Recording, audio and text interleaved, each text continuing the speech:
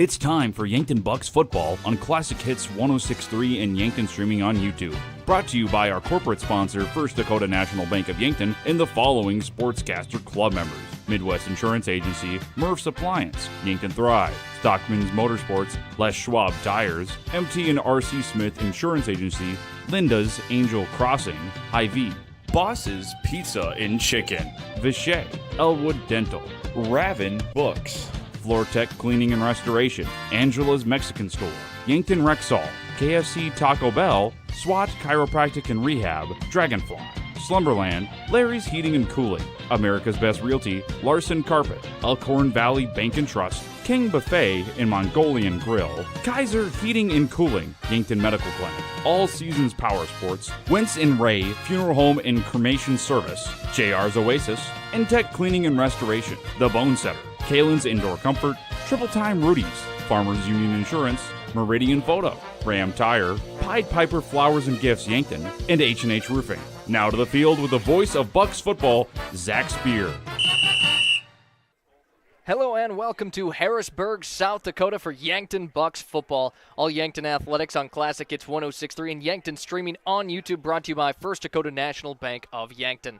First Dakota has proudly supported the dreams and banking needs of their customers for over 150 years. They offer personal, business, and ag banking solutions for every stage of your journey with 2 locations, downtown and North Broadway, Yankton. What a game that we have on our hands tonight. The number 1 ranked team in AA and the number 4 ranked team in the class above, AAA. Yankton is on the road and has a tough matchup against the Harrisburg Tigers. Now, last year they did match up and the Tigers got the best of Yankton, winning with the final score of 49-14. The Bucks look to get revenge after that one, but they've got some work to do. A win tonight would go a long way in Yankton's journey to the number 1 seed in AA. A look at the numbers so far this year. Yankton scoring an astounding 52 points per game. 3 games in. Harrisburg, 28.7 points per game. Of course, Harrisburg playing AAA opponents, Yankton playing AA opponents. On the flip side, on defense, Yankton only allowing 18.7 points per game. The difference on average for their games is they are winning by 33.3 points per game.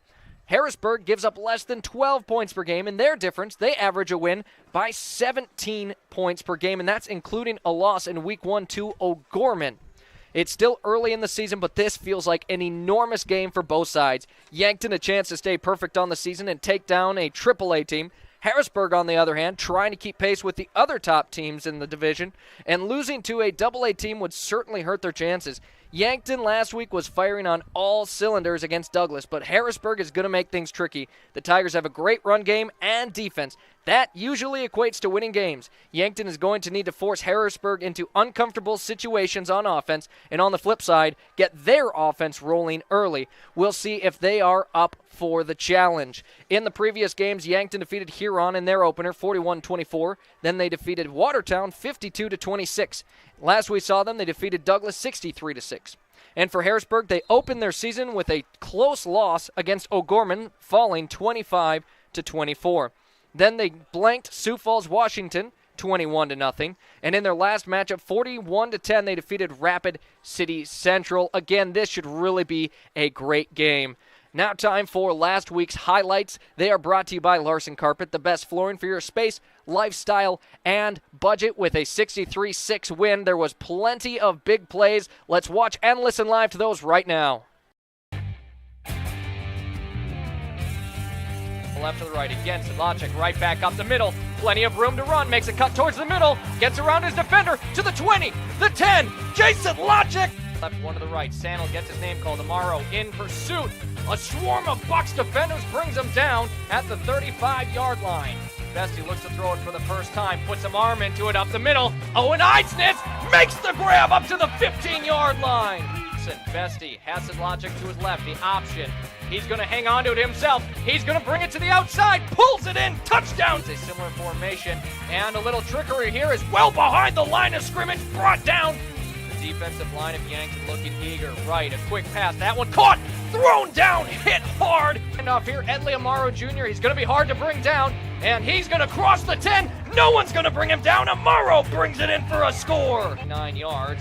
He's going to look to fire it again. Instead, he's brought down with a sack.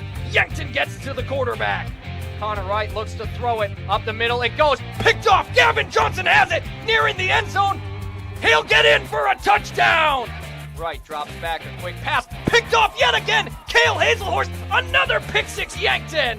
Back runs for him, 2 carries, 19 yards. He'll get it a third time in a row. This one's going nowhere. A trio of Bucks defenders bring him down behind the line of scrimmage. He'll snap the ball. Besty's going to roll out on the far side. Throws it deep. Abe O'Brien has it caught up to the 20-yard line. Low snap, bobbles it. He's going to hang on to it, trying to get it off. Crushed. Yankton lands on it. Puts Boomsma from the left to the right where there's 3 receivers. He's going to roll out that way as well. Fires it a pretty spiral into the hands of Owen Eismith. Wright looks to throw it on first down. Fires it across his body. Picked off yet again. Bringing it the other way, Tegan LaCroix, a pick 6. LaCroix fakes the handoff on the option out to Sedlacek. Sedlacek puts his shoulder down. Touchdown, Yankton. Douglas, realistically one play. They'll run it up the middle. Sandal thrown down in the backfield. Edley Amaro Jr. Again, those were the highlights last week in Yankton's huge win over the Douglas Patriots, brought to you by Larson Carpet. As always, did get a chance to talk with both head coaches ahead of this matchup. For Harrisburg, it is Brandon White, and for, as always, the Bucks is Brady Muth. We'll get to those coaches' conversations in just a moment here on Classic Hits 106.3 and Yankton streaming on YouTube.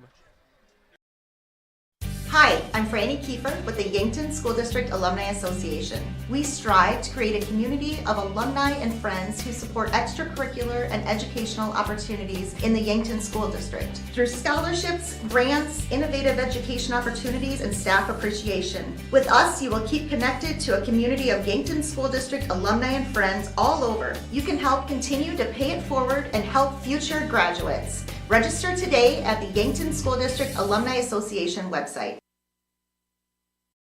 Your local KFC Taco Bell at 2504 Fox Run Parkway in Yankton offers 2 menus combined into one. Something for everyone at KFC Taco Bell. When your family's hungry and can't decide between crispy chicken and mashed potatoes or tacos, burritos, and protein bowls, well, you don't have to choose. Get the best of both worlds in one stop. Cool down with the legendary Baja Blast Freeze or heat things up with a variety of hot sauces. KFC Taco Bell Yankton. Why pick one when you can have both? Kaiser Heating and Cooling is your hometown team specializing in all things heating and cooling, as well as heat and glow gas, wood, and electric fireplaces, humidifiers, and dehumidifiers, and all styles of ductless mini-split systems. Whether you are building or remodeling, our team of innovative experts will get you the correct equipment and indoor air quality accessories you need for your home or business. Remember, Kaiser Heating and Cooling is your hometown team for all things heating and cooling for the past 77 years. Go Bucks and Gazelles. Hello and welcome to our Coaches Conversations. Now joining is head coach Brandon White of the Harrisburg Tigers. Coach, how are you doing today? Doing very well, thank you. Great to hear, and a 2-1 start for your team. Could you tell me about your team? Yeah, a little banged up at times here. We battled hard for 3 weeks. We lost a 1-point game in the first week against O'Gorman. Then we bounced back with a 21-0 win at Washington. And then we rounded that out last week at a 41-10 win at Rapid City Central. So off to a fairly good start. We got a lot of new guys that haven't played a lot of varsity minutes coming into the season. So we're excited to be 2-1. It could have been easily 1-2 or 0-3. So real positive with our kids right now. And we're excited to keep this season rolling. A lot of kids are making a lot of plays for us and really stepped up and are really starting to play really good football. And right now your team is giving up less than 12 points per game on the defensive side. What about the defense has really been working? And then to follow up, how does that translate into helping your offense? Yeah, our defense just been playing, sound football. Week 1, we didn't communicate well in the back end, and we're kind of playing 3 levels of football instead of just one cohesive unit out there. And the last 2 weeks, you've seen them communicate really well, really making sure we're lined up correctly. And then we're just flying to the football. We have a lot of kids making plays. We don't have a lot of kids with 10, 12, 14 tackles a game, but a lot of them have that 6 to 8 range, which is good, which means they're all contributing. They're all doing their job, and we're taking the ball away. We had, 2 turnovers against O'Gorman, 4 turnovers against Washington, and then a couple more last week. So we're winning the turnover battle, which when you can do that consistently, you put your offense back on the field and give us a chance to score. So just pleased with all three phases right now, and hopefully it continues. And coming up, you take on the Yankton Bucks. Your thoughts on this matchup? It's going to be a heck of a football game. Coach Muth and his staff do a good job of preparing their kids. Offensively, they play it with a little higher tempo, trying to get more plays off, and we understand that. And then defensively, they're very sound, and they try to play physical up front. And it's going to be a good game. I know we're going to have to match that. We're going to have to be able to play a few guys, both ways, and try to keep our guys fresh, though, and sub in new guys when we can. And it's going to be a good football. I think special teams is going to be a big factor in the game, and we just got to make sure we're clicking with all three phases. And it'll be the Tiger Bowl for both you and the team. There's going to be lots of extra excitement for your guys. How do you try and avoid letting that become a distraction?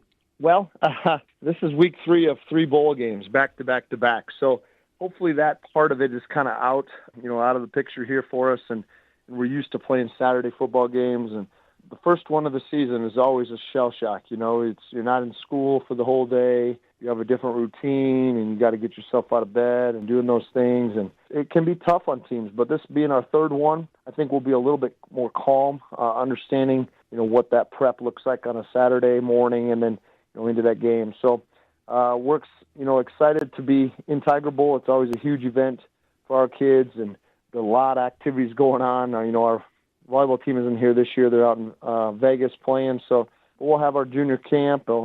Cheer has a camp and soccer plays. So just a great day for our community of Harrisburg. And then could you tell me a few players on your team that we should expect to see making big plays? Offensive side, Beckett Paulson's doing a good job at quarterback, of distributing the ball. Right now, I think we have 12 or 14 kids that have had catches in varsity game through 3 games, so that's pretty good. Our receiving crew with Cam Schimmel and Jace Teasy and Harrison Burris. We got some Josiah Hines who can turn around and hand the ball off multiple times a game, and we're starting to get some extra reps from David Doe at running back. So a lot of different kids contributing offensively. Defensively, we'll have Brad Esser, Bryson Esser, Cam Schimmel, Ray Van Hall, Cooper Hodge, and Cooper Mitchell, and Michael Ross been doing a good job of holding down that front line for us. So our linebackers are going to fly around. We're excited about this group, and hopefully we put a good performance out there on Saturday night. Well, Coach, thanks a lot for your time. I really appreciate it. Should be a good game on our hands. Yeah, absolutely. Appreciate you guys. Thank you. Again, that was head coach Brandon White of the Harrisburg Tigers on our Coaches Conversations. When we return, our chat with Yankton Bucks head coach Brady Muth, all on Classic Hits 106.3 and Yankton streaming on YouTube. Looking for a photo that actually looks like you, but better? At Meridian Photo, we specialize in capturing personality, not just poses. Whether it's headshots, high school seniors, family sessions, or team and individual sports photos, we'll make you look like a legend. We've just landed in the Meridian District of Yankton. Book your session today at meridian-photo.com or give us a call at 605-655-4598. Meridian Photo. Be you. You deserve it.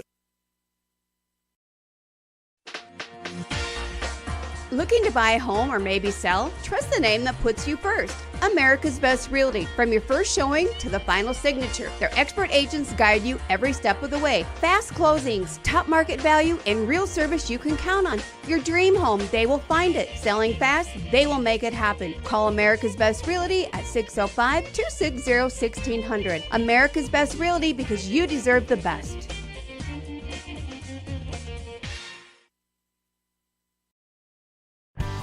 Larson Carpet has all your flooring needs. Step into their showroom to see a wide selection of all types of flooring. They have soft and luxurious carpet that's sure to bring comfort to your home. Stylized tile to make any room pop. Different color options of hardwood to make matching easy. And convenient vinyl plank for when spills happen. Of course, with the best customer service in the area. Their knowledgeable staff will make sure to answer any questions you might have. Larson Carpet, 212 Walnut. Do you realize what your Yankton Hy-Vee has to offer? Aisles online, delivery, catering, fresh floral and bakery departments, pharmacy with drive-up, and online prescription refills, Hy-Vee Health Market, dietitian service, fresh seafood department, U.S. Postal Substation, take and bake for breakfast, and family meal deals. Yes, all that and more is at your Yankton Hy-Vee, located on the corner of 21st Street and Broadway Avenue in Yankton.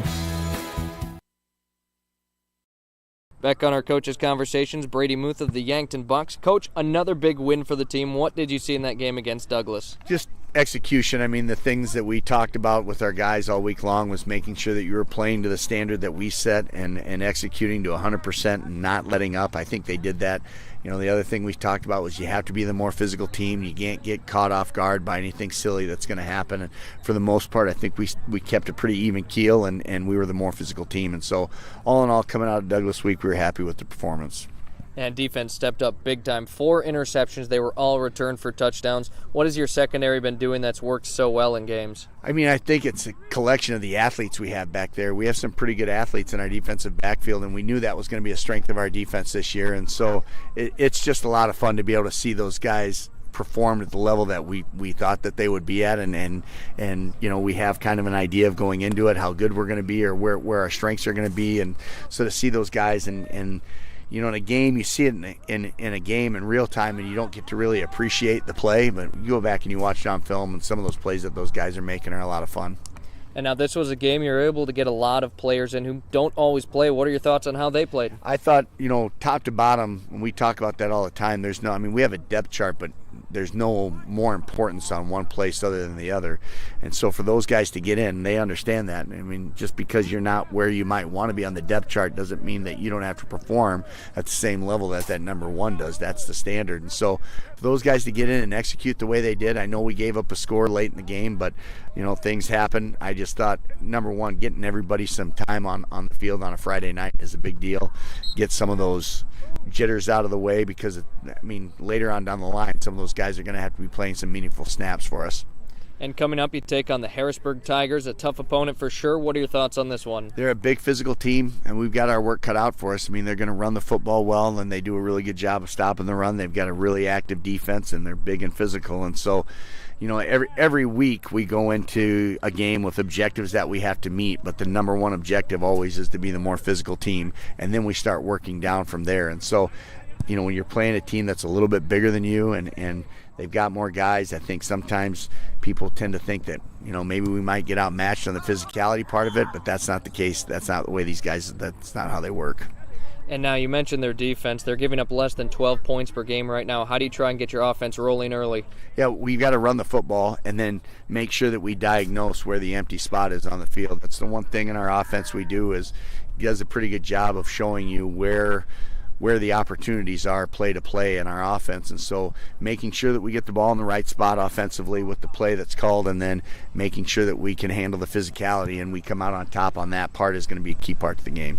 And now for Harrisburg, it's going to be their Tiger Bowl. They're going to have a lot of energy. How do you make sure your team matches that? I know you say it's not hard to get your guys excited for football. Yeah, it's not. And with Harrisburg either, I mean, you don't need any real motivation to go up and try to find a way to beat Harrisburg. And thankfully, they do a good job of giving us enough bulletin board material. And so the amount of motivation going into this game, I know it's a big game for them. Our kids are excited for the opportunity to go up and compete.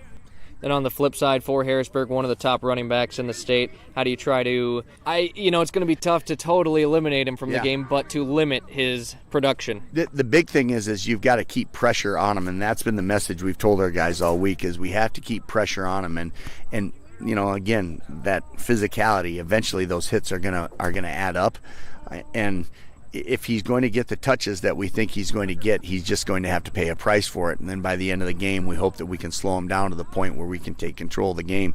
That's the way you go into it, but you have to be more physical with the start. Well, Coach, thanks for the time as always. Good luck and go Bucks. All right, thanks. Go Bucks. Again, that was head coach Brady Muth of the Yankton Bucks. Coming up, a great matchup between Yankton and Harrisburg, all on Classic Hits 106.3 and Yankton streaming on YouTube. Yankton Rexall in the Meridian District, Yankton, for all your gifts and decor needs. It's the only place in town to find both Hallmark ornaments and cards for any occasion.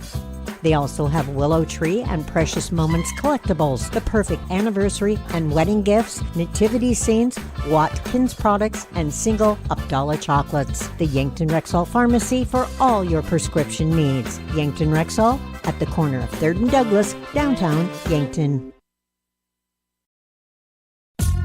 Dive into the delicious all-you-can-eat Asian buffet. featuring mouth-watering Asian cuisine like broccoli beef, General Chicken, sesame chicken, so much more. Or choose from a fresh selection of meats, noodles, rice, vegetables, Asian-inspired sauces, and watch them sizzle on the Mongolian grill. Plus tantalizing desserts, including ice cream. Get your fill at King Buffet and Mongolian Grill, North Broadway, Yankton. Weather around here gets pretty crazy. Are you sure the weather hasn't caused damage to your roof? Let Justice at H&H Roofing in Yankton take any roof damage worries away. He'll come and inspect your roof. Even if you've had an inspection, get a second opinion or re-inspection for your peace of mind. H&H Roofing has built their reputation on working to satisfy homeowners for years. Family owned and operated. H&H Roofing is bonded and insured. Contact Justice today. And back at Tiger Stadium in Harrisburg, South Dakota, I'm Zach Spear alongside Patrick Olson as the Bucks have traveled into Harrisburg to take on the Triple-A Tigers. The energy here is electric already. It's the Tiger Bowl homecoming for Harrisburg. Yankton on the road. They always bring a good crowd, and they've just made it to the field as we are on the Yankton sideline, who's brought in quite the crowd. Patrick, most high school games don't get this loud. No, and most high school games you're going to see they don't have this kind of crowd, and they don't have this kind of atmosphere with two top 5 teams ranked in their respective classes. So it's going to be an exciting environment to be a part of tonight. And we'll have our national anthem coming up here shortly. We'll make sure to keep it live on both Classic Hits 106.3 and Yankton streaming on YouTube for that. Yankton in their visiting white jersey, white pants, trimmed out in red, and Harrisburg in all black, trimmed out in burgundy and gold. As now it is time for your national anthem. Again, we'll keep it here.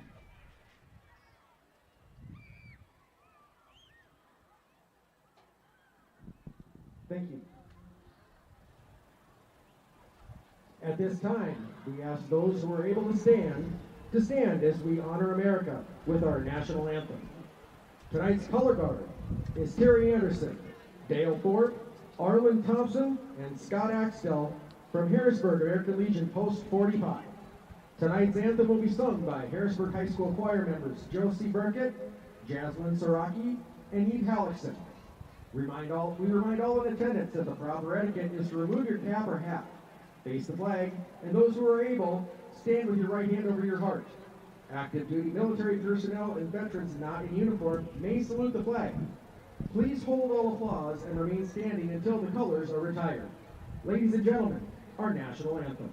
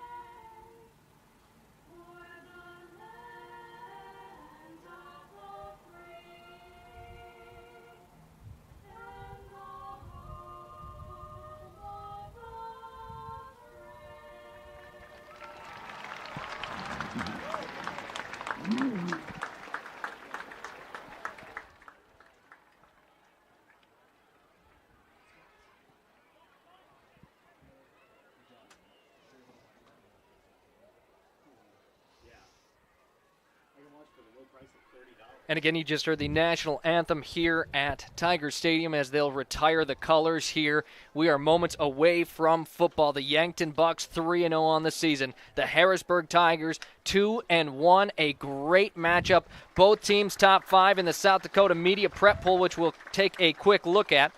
The Media Prep Poll AAA in first, Sioux Falls Lincoln, followed by Brandon Valley. Sioux Falls Jefferson in third, Harrisburg at number 4, and Bishop O'Gorman at number 5. Now to AA Yankton, unanimous number 1. Number 2 is Huron, Sturgis in third, Pierre in fourth, and T-Area and fifth. Now we do have the South Dakota Power 5 poll as well. In 11 AAA, Sioux Falls Lincoln at 1, Brandon Valley at 2, Sioux Falls Jefferson at 3, Harrisburg at 4, and O'Gorman at 5, so no change there. And then in AA, again at the top is Yankton.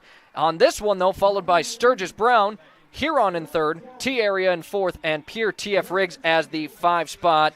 And Patrick, again, just a great game on our hands here. The number 1 ranked team in AA on both polls, taking on the number 4 ranked team in both polls of AAA. What are you looking to see in this game, and what is Yankton going to have to do to try and win this one? Well, first and foremost, I think the first thing you have to pay attention to is going to be up front, the trench play, the line play for on both sides of the ball for the Bucks. You know, there's a lot of that. Harrisburg has a lot more depth than Yankton does, and that's gonna be a factor playing into it. Another thing I think is, can you keep your quarterback protected? This Yankton offense this year with quarterback Tate Bestie, he's completing almost 65% of his passes at 63. Excuse me. If you can keep him upright and let him make the right decision and find the open man downfield, I think Yankton's going to have a fighting chance going down the line. And the two things that really stood out for me, well, it's going to be the defense of Harrisburg trying to still score, even though they are stout. It's not easy to score on them. That Bucks offense has a lot they're going against here tonight. And then Harrisburg with one of the better running backs in the state and possibly one of the top, Josiah Hines. They're going to have to stop him, as here it's time for your starting lineups on the field. Brought to you by Larry's Heating and Cooling of Yankton and Vermilion. For all your heating and cooling needs, it's Larry's Heating and Cooling anytime, any day, as they do on the field. The starting defense for the home team and the starting offense for the visiting team. But we'll start with Harrisburg, as we're here for the Bucks. For Harrisburg on defense, number 65 is Cooper Hodge as the nose tackle. The edge rushers, a pair of number 53, Michael Rost, and number 9, Cooper Mitchell. 3 safeties listed, number 10, Bradley Esser, number 8, Camden Schimmel, and number 19, Griffin Schlapkohl. The cornerback duo, number 13, Grayer Van Hol, and number 3, Will Young.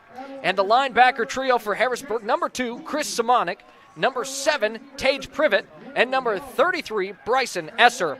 The Bucs starters on offense will start with the big men up front. In the middle, the center, number 85, Ben Bowman. To the left side at guard, number 56, Riley Mortensen, along with number 66, left tackle, Austin Conway.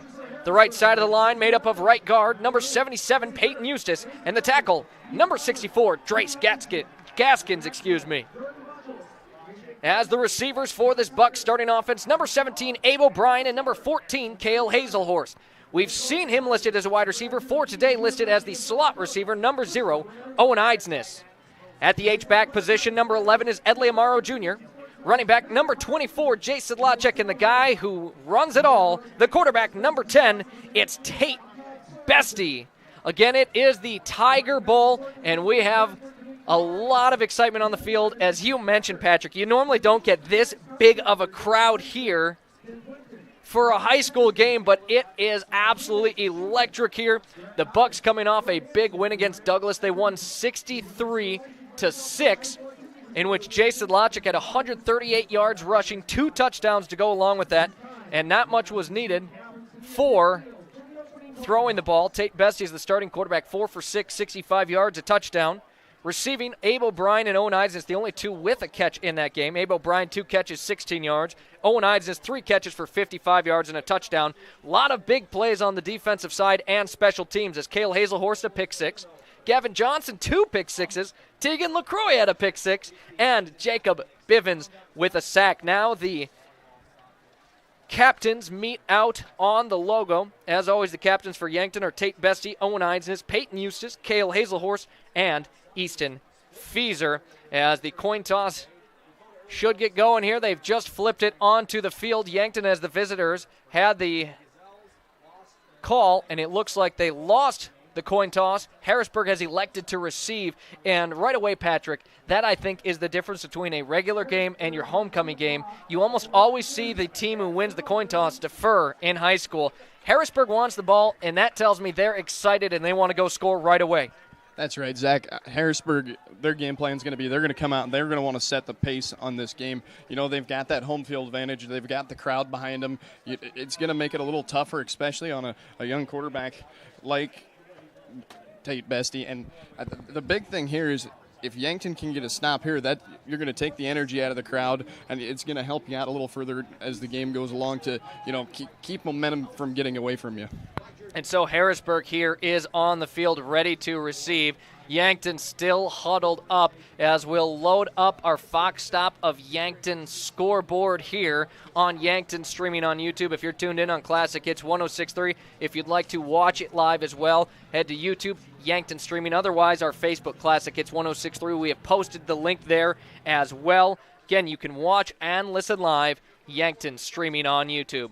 Liam Villanueva on the field as the Bucks set to kick things away. Still talking with the official at the 40-yard line. Harrisburg will be moving left to right as you watch it. Yankton on defense to start this one. Again, Yankton wearing their on-the-road white jerseys, white pants trimmed out in red. For Harrisburg, all black jerseys, black pants trimmed out in burgundy and gold. And we kind of talked about it, kind of funny, the crowd with a whiteout here for a team dressed in all black jerseys. But either way, this game is officially getting started as Liam Villanueva checks each side of his lines, puts his hand in the air. He'll trot up towards the football, and this game is underway. This one will be caught around the 7, bobbled. Harrisburg bobbled the football. They recover it nicely, but only up to the 16-yard line before brought down. Yankton recovers that nicely after Harrisburg, what could have been a nightmare start, and you think of those pregame jitters with homecoming, we might have just seen some. That's the senior Jacob Bivens got down there and was able to make this play on special teams. And when you're playing a team that's, maybe has a little more athletic advantage on you, those are the kind of plays you're going to need early and often. So props to the special teams, the entire special teams unit on that. And so a few players to watch for the Harrisburg offense. Josiah Hines is the running back, Beckett Paulson the quarterback, and Jace Teasy, a receiver. Expect to see him everywhere, but working from the shotgun right away is Beckett Paulson. Has Hines to his right. Hines gets it immediately. Edley Amaro Jr. brings him down behind the line of scrimmage. A loss of 2. They tried to run an outside zone play to the far side of the field there. Did not have the protection on the edge for the running back. Amaro able to use his speed, get to the backfield, and slams down the running back. And Amaro says hello, and good day. Introduces himself immediately. A loss of 2 on the play, 2nd and 12. And we just talked about how the running game of Harrisburg, Yankton's going to need to stop it. The first play looks promising, but of course, plenty of football to be played here yet. 2nd and 12 here, a man put into motion. Paulson wants to drop back to pass it. A screen right back to Hines. He's got it up across the 20. Breaks through to the 30. He's got one man to beat it, Strotzman, and Hines is going to take this one all the way for a touchdown for Harrisburg. An 86-yard touchdown pass from Beckett Paulson to Josiah Hines, and Harrisburg gets things started with a 6-0 score immediately. Big number 69, the left tackle, Trevor Smith, gets out in front and is able to block 3 guys at one time. The running back's able to scoot free, and he was untouched the rest of the way to the end zone. And the defense, that was all to that left tackle and sealing off that block. And you really can't do much about that as Keon Upton up to kick the extra point here. I mean, we just talked about Josiah Hines, one of the best running backs in the state of South Dakota, as that kick gets through the upright 7-0. But he brings that one from 86 yards out, and talk about a gut punch there for Yankton after a stop on the run.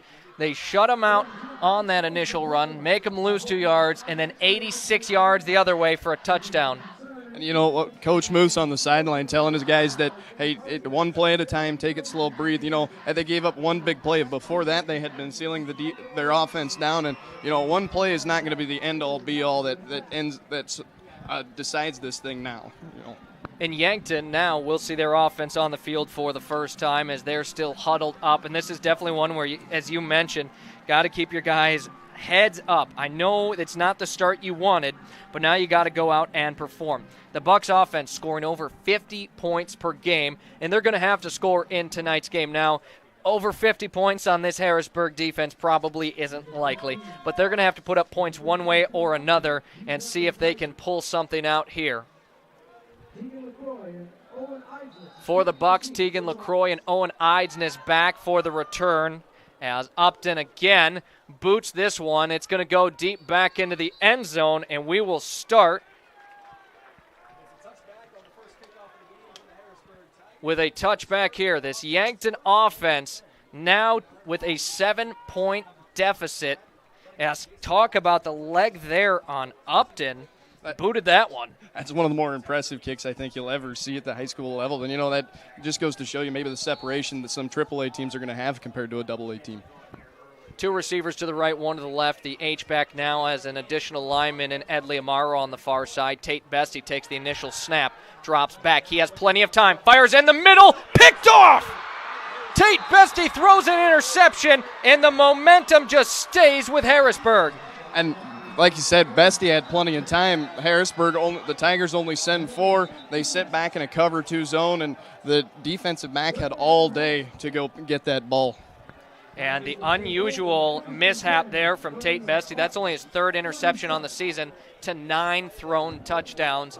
But really, you kind of wonder where he was looking there, as there was a lot of black jerseys. He went to Cale Hazelhorst, thought maybe he could squeeze it in, but instead Harrisburg now with the football in Bucks territory on their 38-yard line.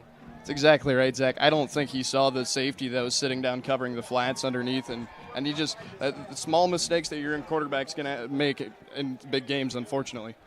Unbalanced, set off to the left side as that's where all 3 receivers are. Beckett Paulson working from the shotgun. Josiah Hines again in as running back. Fakes the handoff, a play action. Paulson all day to throw it, and that one just straight up dropped. That one was in and out of the hands of Camden Starr.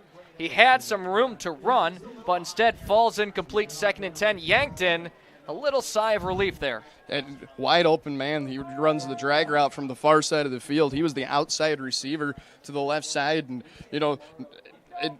Yankton ran man on the backside, and I think whoever the man was that was supposed to have him got lost in traffic. And Harrisburg leads at 7-0, 10:47 to play here in the first quarter. 2nd and 10 from Yankton's 38. They have the football. Again, a play action. Amaro had immediate pressure up the middle, caught a beautiful pass. Touchdown, Harrisburg. And you kind of feel bad for Edley Amaro on that one. He had just enough pressure, and the quarterback makes a heck of a throw, with pressure in his face, and that's unfortunately going to be now a 2-score lead for the Tigers.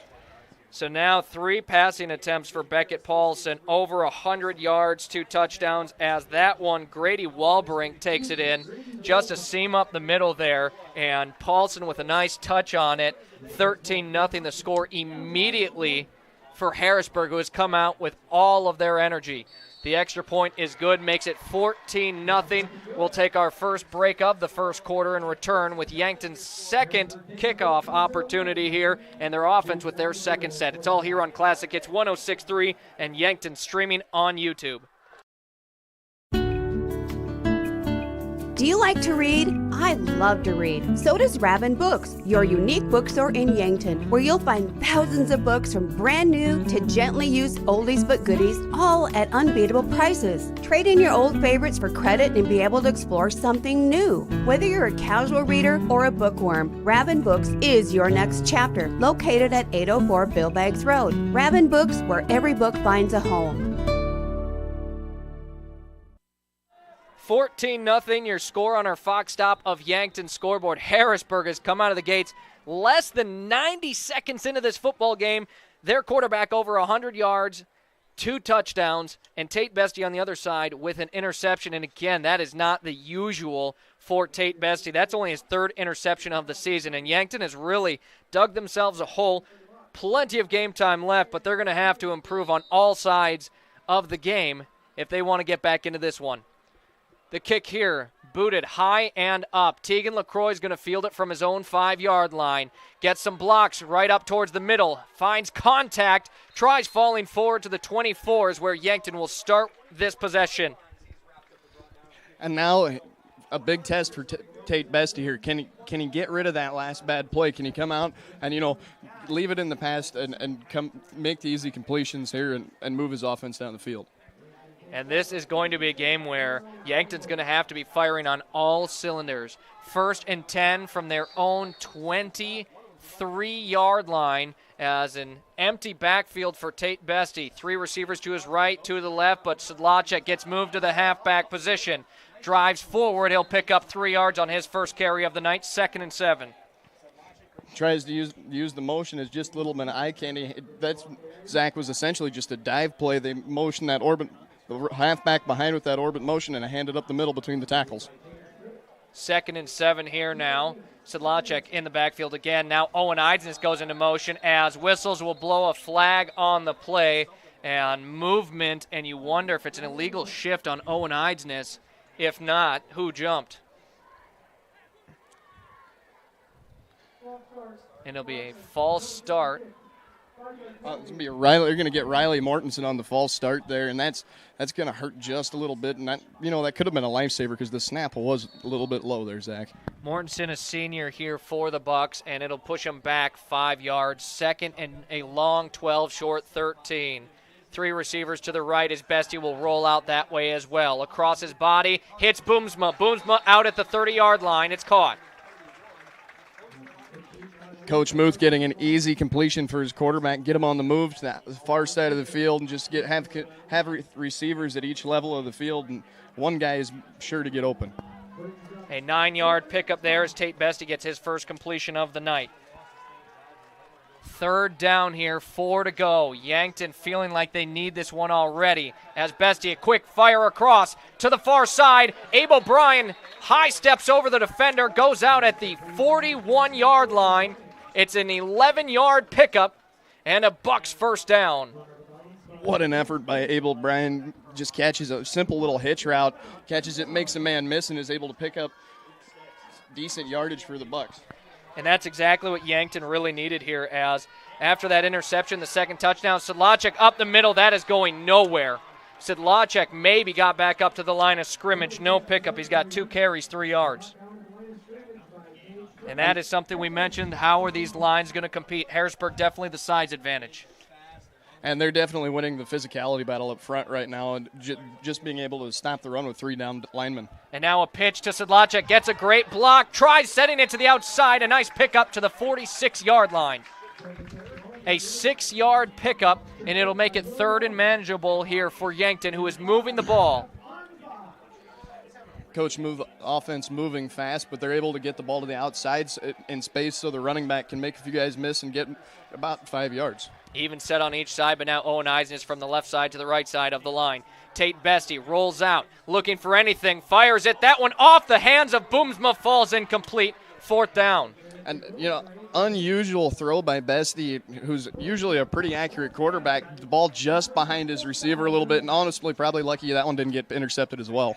And so the punting unit will come out for Yankton. Liam Villanueva, the punter, and the kicker. Well, kicks on kickoffs, I should say, usually for the extra points, and shorter field goal attempts is Kevin Ortiz. But it'll be Liam Villanueva here to punt it away for Yankton. Harrisburg will have possession again as the ball snapped and nearly blocked was Villanueva's punt. Gets it away, bounces out around the 23-yard line, and that's where Harrisburg will start with the football. Their 3rd offensive possession, and they're already up 14-0 here. And you wonder if the location on that punt was an intentional. TZ was back to return for the Tigers, and we already saw from one, he's a dangerous return man if he gets into open space. And Jace Teasy was one of the players we mentioned to keep an eye out for. As we said, he's probably on the field 80+% of the snaps. Offense, defense, special teams, he kind of does it all. So the 23-yard line, though, for Harrisburg is where they'll start here on offense. 8:41 to play in the first. Harrisburg leads it 14-0. Yankton's defense looking for a much-needed stop. If you get into that 3-score difference, it really can be demoralizing. Beckett Paulson will work from the shotgun, takes a snap, play action, pass caught, and running up to about the 28-yard line there. As we were just talking about him. Well, no, I thought it was Jace Teasy. It looks like it's Harrison Burris instead. Really good job gang tackling by the defensive backs for the Bucks there. Otherwise, the receiver had an open lane for a touchdown. 6 yards he'll pick up there to make it 2nd and 4 coming up here. And now a handoff. Hines gets it to the far side of the field, brought down at the 30-yard line. A great tackle there for Yankton, Chase Platt. Really good job on coverage by Platt. He was able to fight off the initial block from the guard, and that run really went nowhere for the Tigers. So 3rd and short, 3 yards needed for the first down marker. And I do want to point out, running, Harrisburg's ran the ball twice for a net gain of 1 yard lost. But on the flip side, throwing the football is Beckett Paulson, 3 for 4, 100-plus yards, 2 touchdowns. That's been your difference here. We'll see what Harrisburg has for 3rd down. 3rd and 3, a man into motion. That's Camden Starr dropping back and firing it. Caught. Teasy has it. Brought down at the 30-yard line. 4th down. Yankton gets a stop. What an effort by the Bucks defense. They tried to set up the screen. The Bucks defensive backs didn't give the blockers time to get upfield and set up their blocks. Easy 3 and out for the Bucks, and that's at least something positive now after getting down early. And feels like maybe that is what they needed to build some momentum. Owen Eidsness awaits the punt here. It is the first punt we'll see from the Harrisburg side. Yankton needs something here as they trail 14-0 with just under 7 to play here in the first quarter. A punt high up as it's going to take a friendly bounce for Harrisburg. It's going to keep rolling all the way to the 22-yard line of Yankton. So a 78-yard field to go here for this Bucks offense. We've seen them do it time after time, and they need a good set here. That first possession, we saw the interception right off of the bat. Then we saw them move the chains. Can they keep improving this offense? And as we've mentioned, you can't get greedy. If they're going to give you short plays, take them, because you're going to need them against this defense that gives up less than 12 points per game. And they did a really good job that last drive for the most part doing that until they, ran short. And that's the thing, just consistency. They got to slow down, be maybe a little more consistent on the drive. Sedlacek, no help as he tries to bring it between the numbers. He's going to lose yards back up to the 19-yard line. A loss of 3 on the carry, 2nd and long coming up.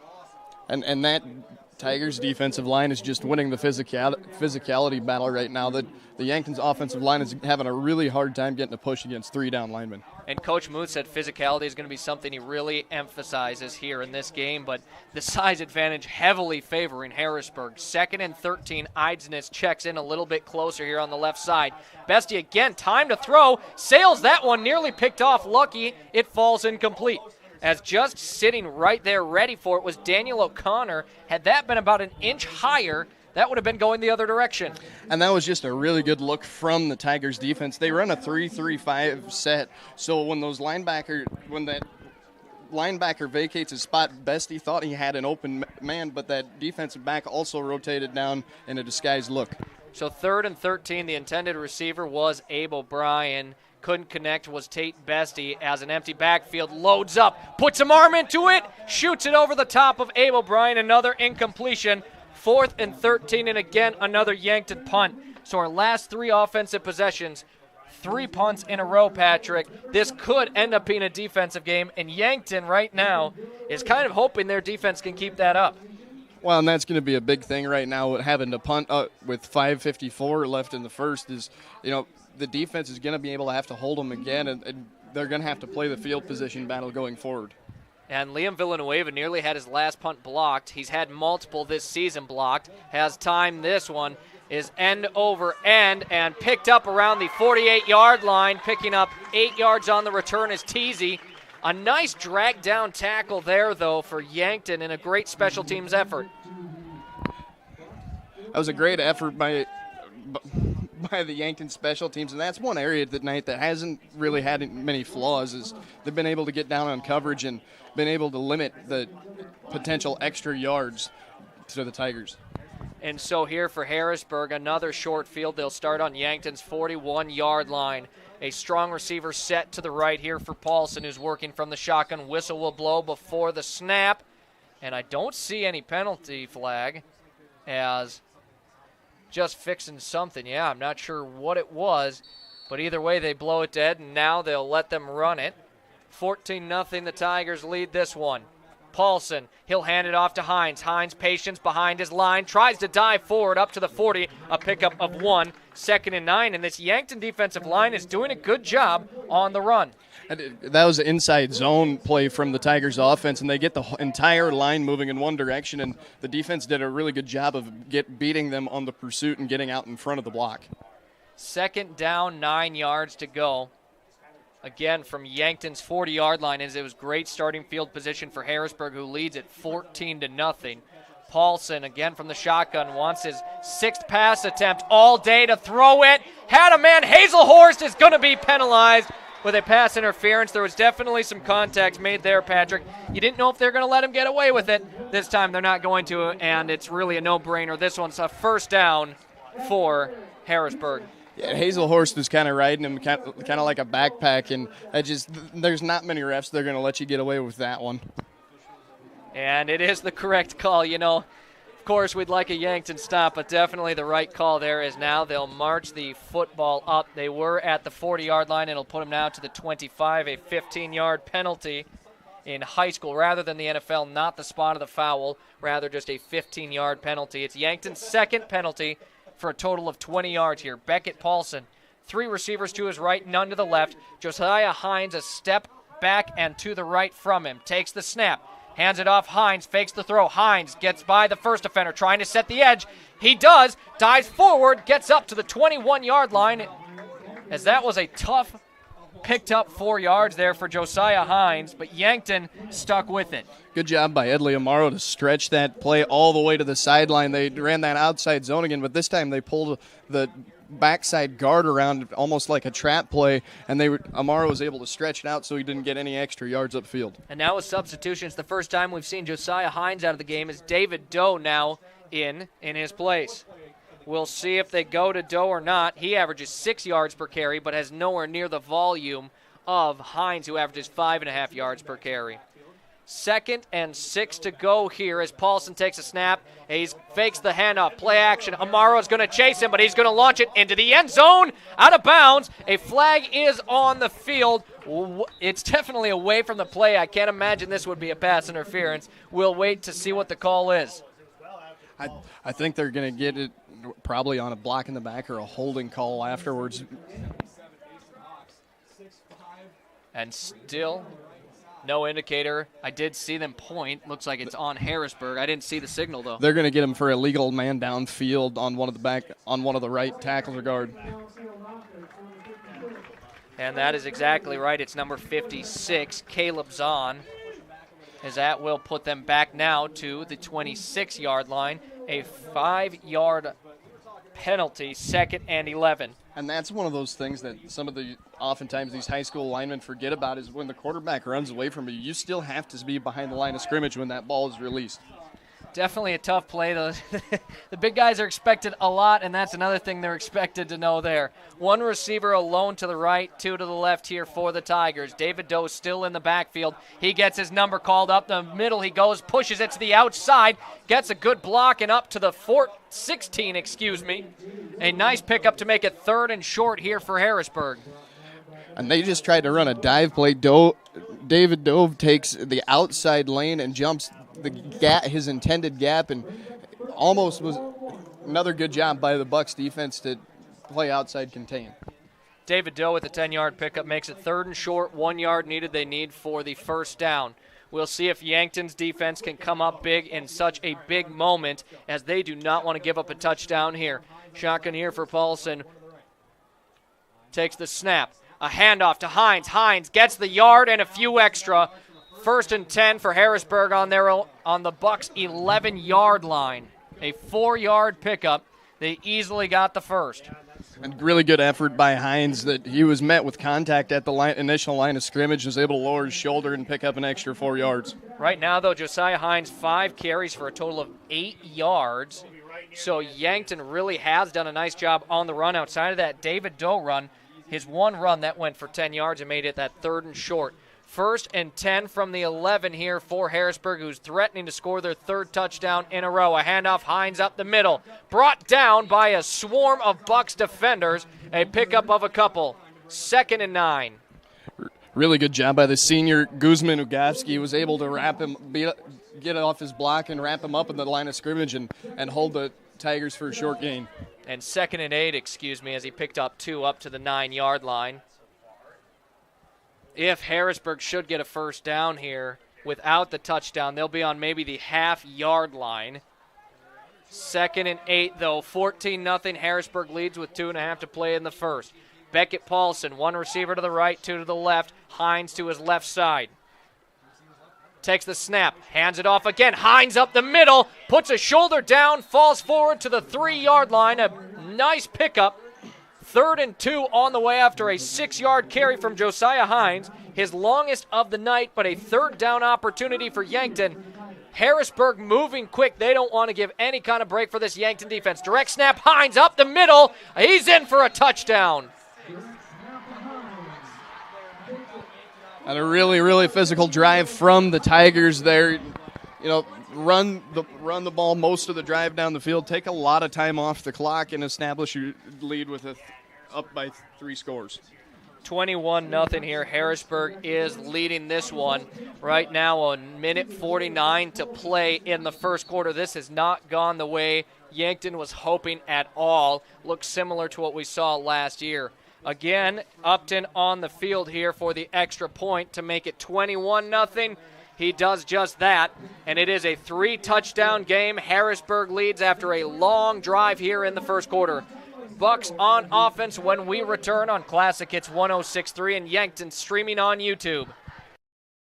If you're into hunting, fishing, towing, or just want to blaze the trail, All Seasons has ATVs, UTVs, dirt bikes, and scooters from quality brands like Honda, Yamaha, and CF Moto. Needing watercraft? All Seasons has a large selection of quality boats and wave runners, and we take pride in service after the sale. We have friendly certified technicians that will winterize, summarize, diagnose, and repair your power sports equipment. In business for over 20 years for good reasons. We're All Seasons, Power Sports and Marine in Yankton.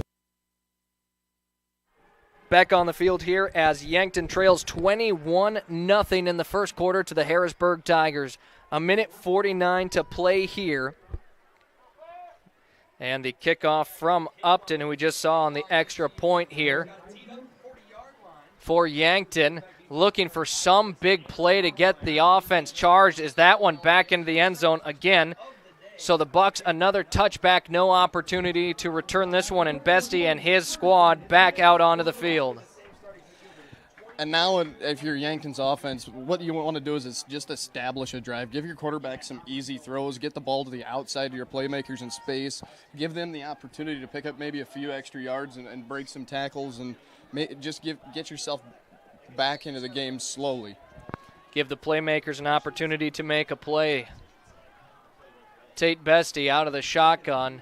A tight bunch formation here for the offense of the Bucks.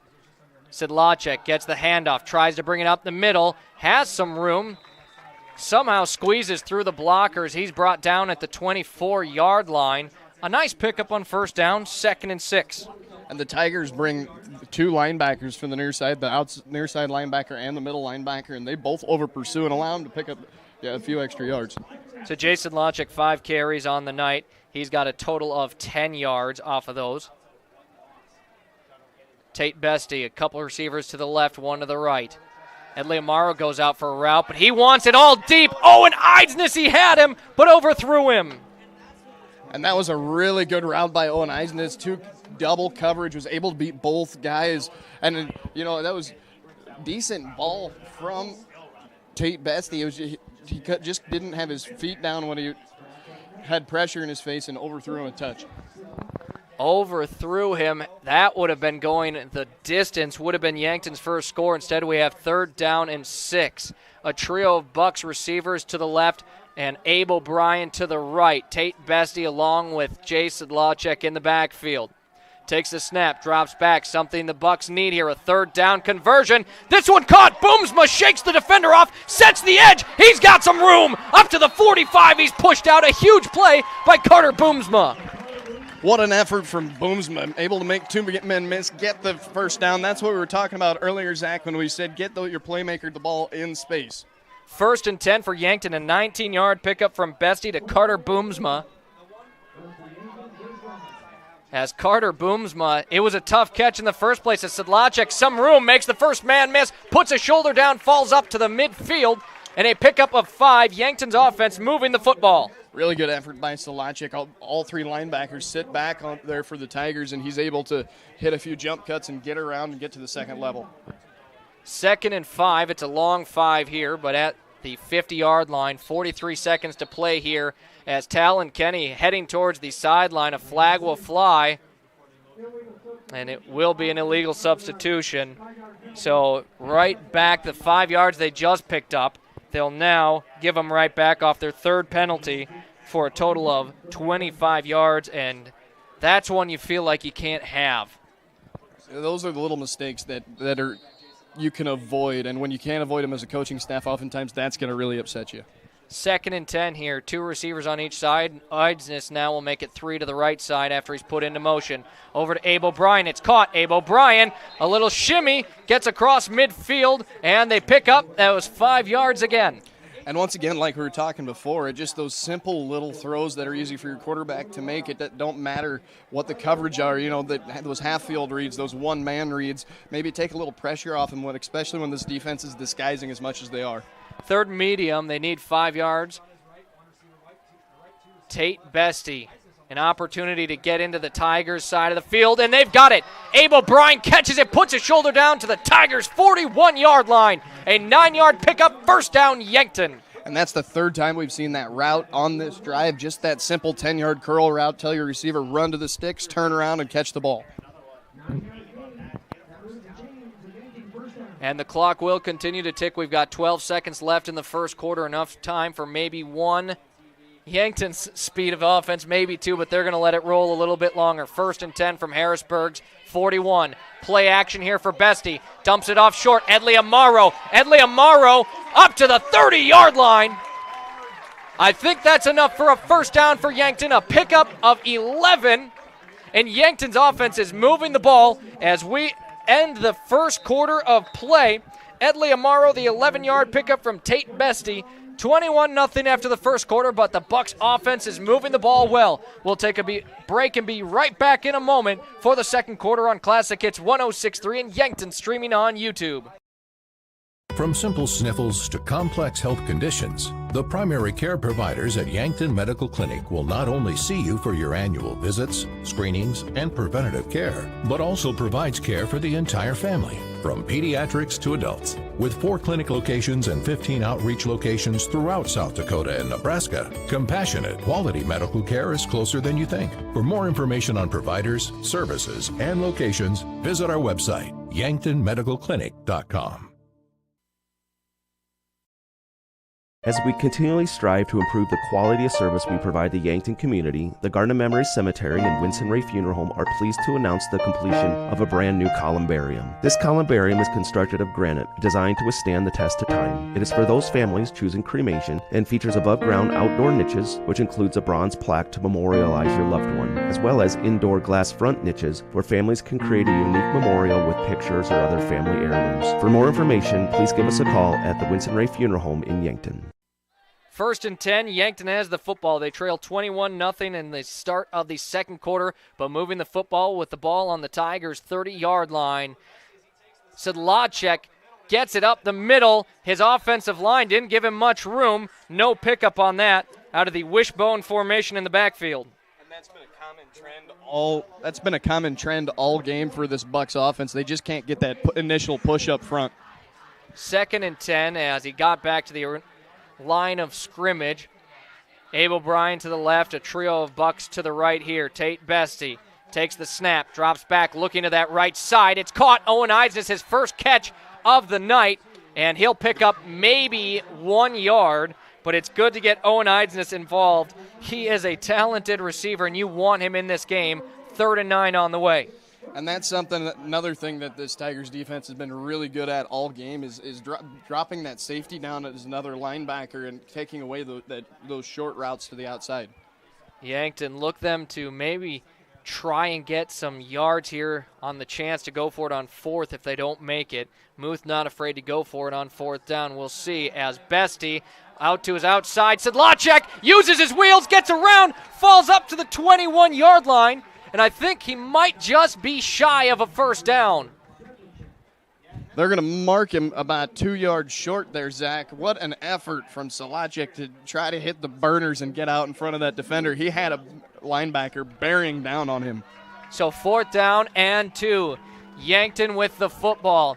An opportunity as they are nearing the red zone here. Sedlacek in the backfield along with Tate Bestie. 3 receivers to the right, 1 to the left. Bestie looks to throw it. He's going to roll out. He's going to use his legs to get the 1st down. Yankton, and a late hit by Harrisburg. The flags fly. Add on some extra yardage. And he had slid about 1.5 yards before the contact. That was a really late hit by the defense there. What an effort from Tate Bestie on the run. And as you mentioned, I mean, he slid, and it was a good second before the defender. That was one of the easier penalties we've been able to discuss, and that will be half the distance to the goal. Yankton will be within Harrisburg's 10-yard line. The officials are still discussing it. I'm impressed at how fast Bestie popped up. He took a whopping on that when he slid. And they're discussing, which makes you wonder if they're discussing a possible ejection. Otherwise, you're not sure what it might be. That's the only thing I could think of here, Zach. We'll see, and that would be something to keep a close eye on should Harrisburg lose one of their defenders. They're still talking here as Yankton sure wouldn't mind it. Zach, the only other thing here I could be thinking of is they're discussing a potential targeting call, and that would be an ejection.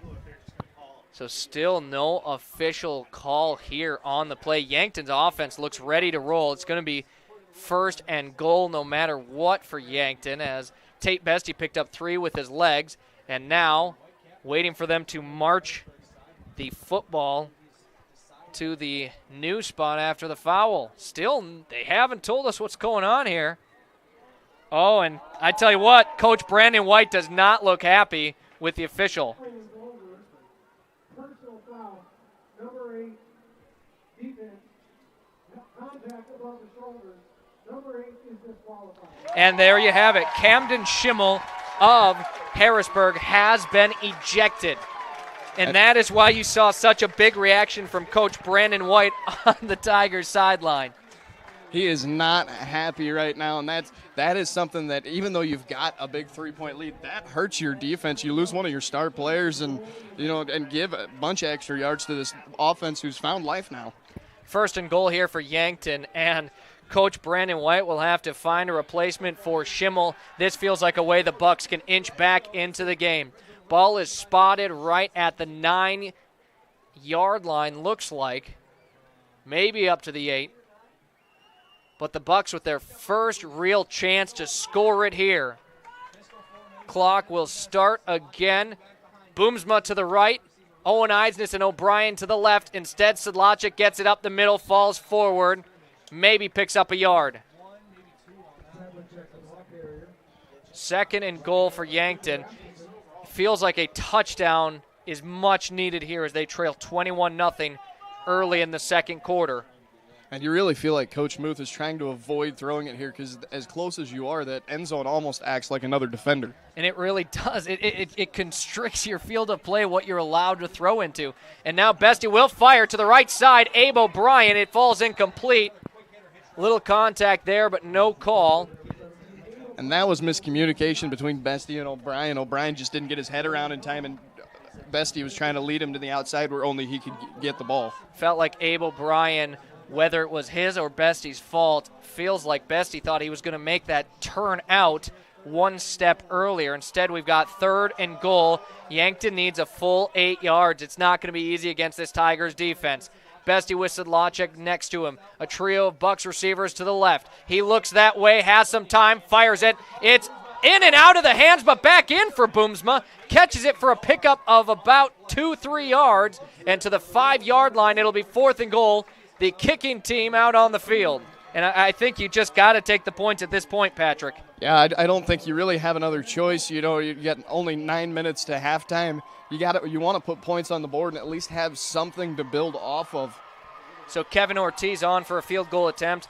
You don't really see too many of them at the AA level, but Kevin Ortiz has been asked to kick a few so far this season.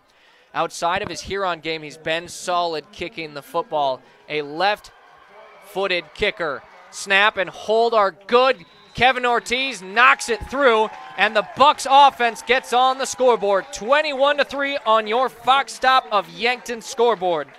The Fox Stop at the corner of West City Limits Road and 30th Street, Yankton, a full-service convenience store with hot food, Godfather's Pizza, personal pizza, sandwiches, munchies, and beverages. Pay at the pump, gas and diesel fuel, firewood, and propane exchange. Kickoff on the way here on Classic Hits 106.3 in Yankton, streaming on YouTube. If you want somebody to come into your home and fix everything right the first time, look professional, act professional, treat you with respect, you got to call Kaylin's. When they come in, I feel that they want to be there. I feel that they want to help me. You know, they put on the little booties over their shoes. They had canvas from the garage door all the way down to walk on. They left the furnace room in the basement probably cleaner than it was when they came in. They just do customer service very well. I would recommend Kaylin's to anyone. And it feels like the Yankton Bucks have some life in them as they have got on the scoreboard 21-3, Patrick, but it felt like just a nice drive that they really needed. You can't go into that half with no points, and I agree with the call to kick the field goal. 5 yards on 4th and goal against this Harrisburg defense. You're better off taking your points. That's exactly right. You know, like we said before going to break, something, at least a foundation to build off of and to work towards. You know, and now your defense, which hasn't been playing a horrible game. You know, they had the Tigers offense had that fast start, but it kind of seems like the Yankton defense has kind of been able to bottleneck them and slow them down a little bit. Now you really hope your defense can get that stop and you can get maybe a touchdown before going to half. Liam Villanueva again to boot it away as Yankton runs that 2-kicker situation here. Ortiz on the extra points and the shorter field goals, longer field goals, and kickoff is Liam Villanueva as he puts this one into the air as on the far side of the field. That one's caught at the 1-yard line. Harrisburg's going to take this one out. They'll get up to their 20, tripped up to the 25-yard line, and a great play there by 25, Brennan Gilmore. And now they're going to have late flags come in here, Zach, and you're almost wondering if it's maybe a little extracurricular activity after the whistle. And Harrisburg already lost one play. And I didn't hear the official call.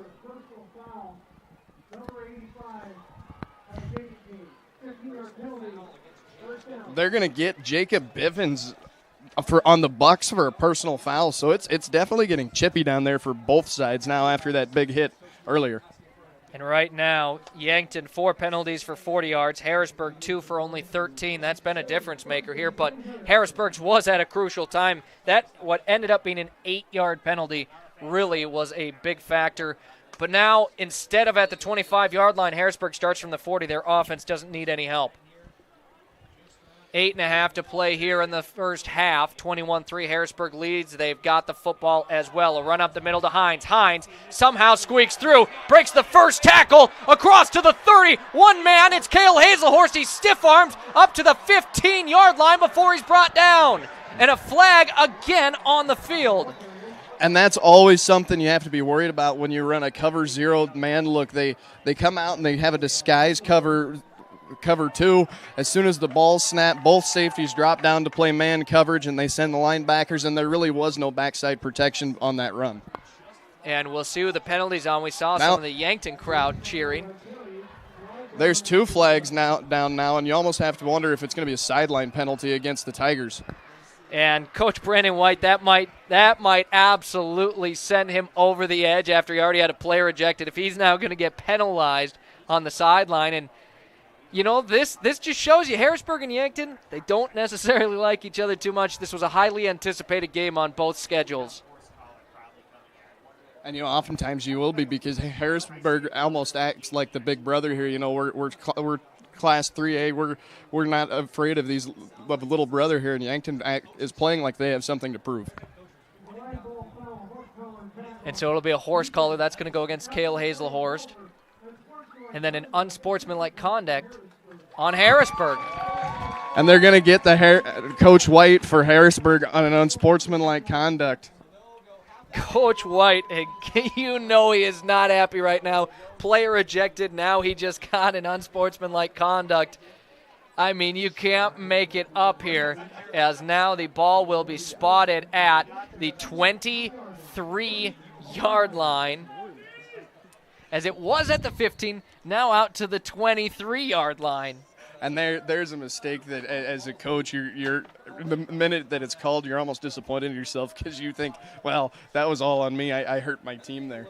And what helps Yankton is the horse collar initially was half the distance to the goal, so not the full 15. The 15 then on Coach White pushes him back further. The 23, 1st and 10 here for the Tigers. Beckett Paulson will drop back to pass it. Looking to his left side, has some room, but now he'll be shaken out of the pocket. Made at the 20. And then up to caught at the 15. And you have to wonder if maybe that was a statement from Coach White. They run a 4 verticals concept, and everybody goes downfield. And I almost wonder if he was trying to get that quick shot score after getting the penalty. And a 9-yard pickup. Beckett Paulson to Grady Walbrink. 2nd and 1 here. Yankton's defense, they've got to stand strong here. You do not want to let Harrisburg get their 4th touchdown. 2nd and 1. 7.5 minutes to play here in the second quarter. Beckett Paulson with Josiah Hines to his left. All receivers also to the left. And Zach, last second, they're going to move the chains and mark 1st down for the Tigers.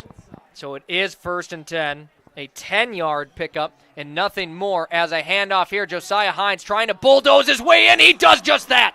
He somehow brings it in. Is not brought down. A 12-yard touchdown. He's having a huge game. And that one just felt like a punch right in the mouth to Yankton. One of the few times tonight that we haven't seen gang tackling from the Bucks, and the wrap-up effort maybe just wasn't there, and Hines was able to slip 3 tackles and get in for the touchdown, and that's maybe the dagger that hurts you today if you're Yankton. You can't quite give up yet. There's still plenty of time left in the game, but that one really hurts.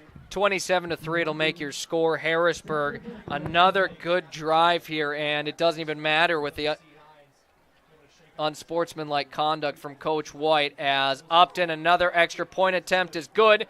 28-3, that'll make the game. As we send it to break, we'll return. We'll be back for the kickoff, and Yankton again on offense. They need to get something here. If you want to feel like you are still in this game, that offense needs to put up a score. That's here on Classic Hits 106.3 and Yankton, streaming on YouTube. Welcome to JR's Oasis, your one-stop food and gas shop. Proud to serve Phillips 66 regular, premium, and diesel fuel. After fueling, go inside for slushies and shakes, ice cream cones, and now offering a full line of healthy, chilled items and snacks. JR's hot menu is great for breakfast, lunch, and supper, featuring the famous Hammer Breakfast Sandwich and fresh hand-patty burgers. Try the new Cafe Tango frozen coffees for that extra boost of deliciousness. JR's Oasis, East Highway 50, Yankton. A 12-yard touchdown run there from Josiah Hines of the Harrisburg Tigers has them up 28-3 in their own Tiger Bowl here. Yankton, the visiting team, needs some energy here. And after that last drive, we saw them get a field goal. It's starting to feel like you got to start getting touchdowns, because that's what Harrisburg is putting up. Ball is put up high into the air. Tegan LaCroix picks it up as his own 3-yard line on the near side, trying to follow his blocks, unable to get around to the 15-yard line. He's tripped up as tackle made there by Harrison Burris. Burris, just a great tackle. He really only got an arm on LaCroix, but still able to use enough strength to knock him to the ground. So they'll put him up to the 16-yard line, and Yankton an 84-yard field to try and make something happen. 7 minutes to play in the second quarter. 28-3 your score. Tate Bestie working from the shotgun. He'll hand it off. Sedlacek outside the numbers he goes, but he's swarmed by Harrisburg defenders. Back to the original line of scrimmage, looks like, is where he stops. 2nd and 10. And that's what makes that 3-3 stack defense so difficult to block against, is those linebackers can shift and move as the play develops, and it really does make it harder to get into your run fits, as you're seeing today, as Yankton's not having much success in between the tackles. And so 2nd and 10 here. Yards have not been easy to come by, as now with it again, Sedlacek puts a defender on the ground, goes out of bounds at the 20-yard line, picks up 4. And there is going to be a flag behind the play, so you got to wonder if it's on the offense here, and it's going to back up Yankton just a touch. It would have been a 3rd and 6. We'll see what the flag is. They're going to get the Bucks for holding. And that will be a 10-yard penalty. 2nd and long coming up here.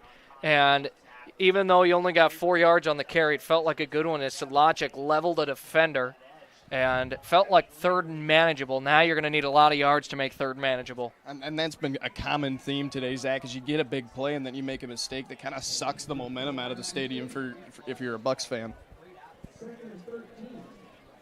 It is 2nd and 17 here. 3 receivers to the right. Bestie has some time in the pocket. Fires it. Owen Eisness, this one in and out of the hands of the defender. That one should have been interception 2. Instead falls incomplete. Well, the old joke is if you ever played football, that's why he's playing defense, right? It hit him right in the hands, and it rolled up his chest, and he couldn't hold on to it. Eisness needs to be more careful with that ball, especially trailing the way they are. And throwing into double coverage there, Bestie. And Eisness, such a good player. You know, you want to give him an opportunity, but that is not the time to do that. 3rd and 17 here as Yankton within their own 10-yard line. Ball is at the 9. They need a huge play here. 2 receivers to the left, 1 to the right. Amaro has the H-back for extra blocking. Sedlacek gets a good block in for Bestie. Across his body, overthrows Hazelhorst, incomplete. 4th down here. And Yankton will be forced to punt away, and now you're going to be punting nearly from your own end zone. Yeah, it's definitely dangerous spot here, and that series surprises me, Zach, because the last couple drives you've been able to move it down the field with those short, easy outside throws, get it to your playmakers on the outside, and that time they tried to just drop back and do classic pocket passing and give his quarterback time to read the defense, and it hasn't worked out for him all game. And for Yankton, they'll snap the ball, clean snap, and the punt gets away. It's going to be a short one picked up at Yankton's 42. A good return here outside to the edge. Teasy, he'll cross the 10, and he's in for a touchdown. And that's what we talked about at the beginning of the game. He's really dangerous if he gets out into open space. They just weren't able to get it, and there's a flag out now after the play. So you got to imagine this one is coming back, and Yankton is thrilled to hear that there is a flag on the play. The officials are discussing it, most likely holding. Yep. There'll be an illegal block in the back. Be on the receiving team, so that's going to back him up. The touchdown is negated, Zach, and that's maybe a lifesaver for the Bucks. 34-3 feels a lot worse than 28-3, and right now Yankton, they've got to be thankful for that block in the back.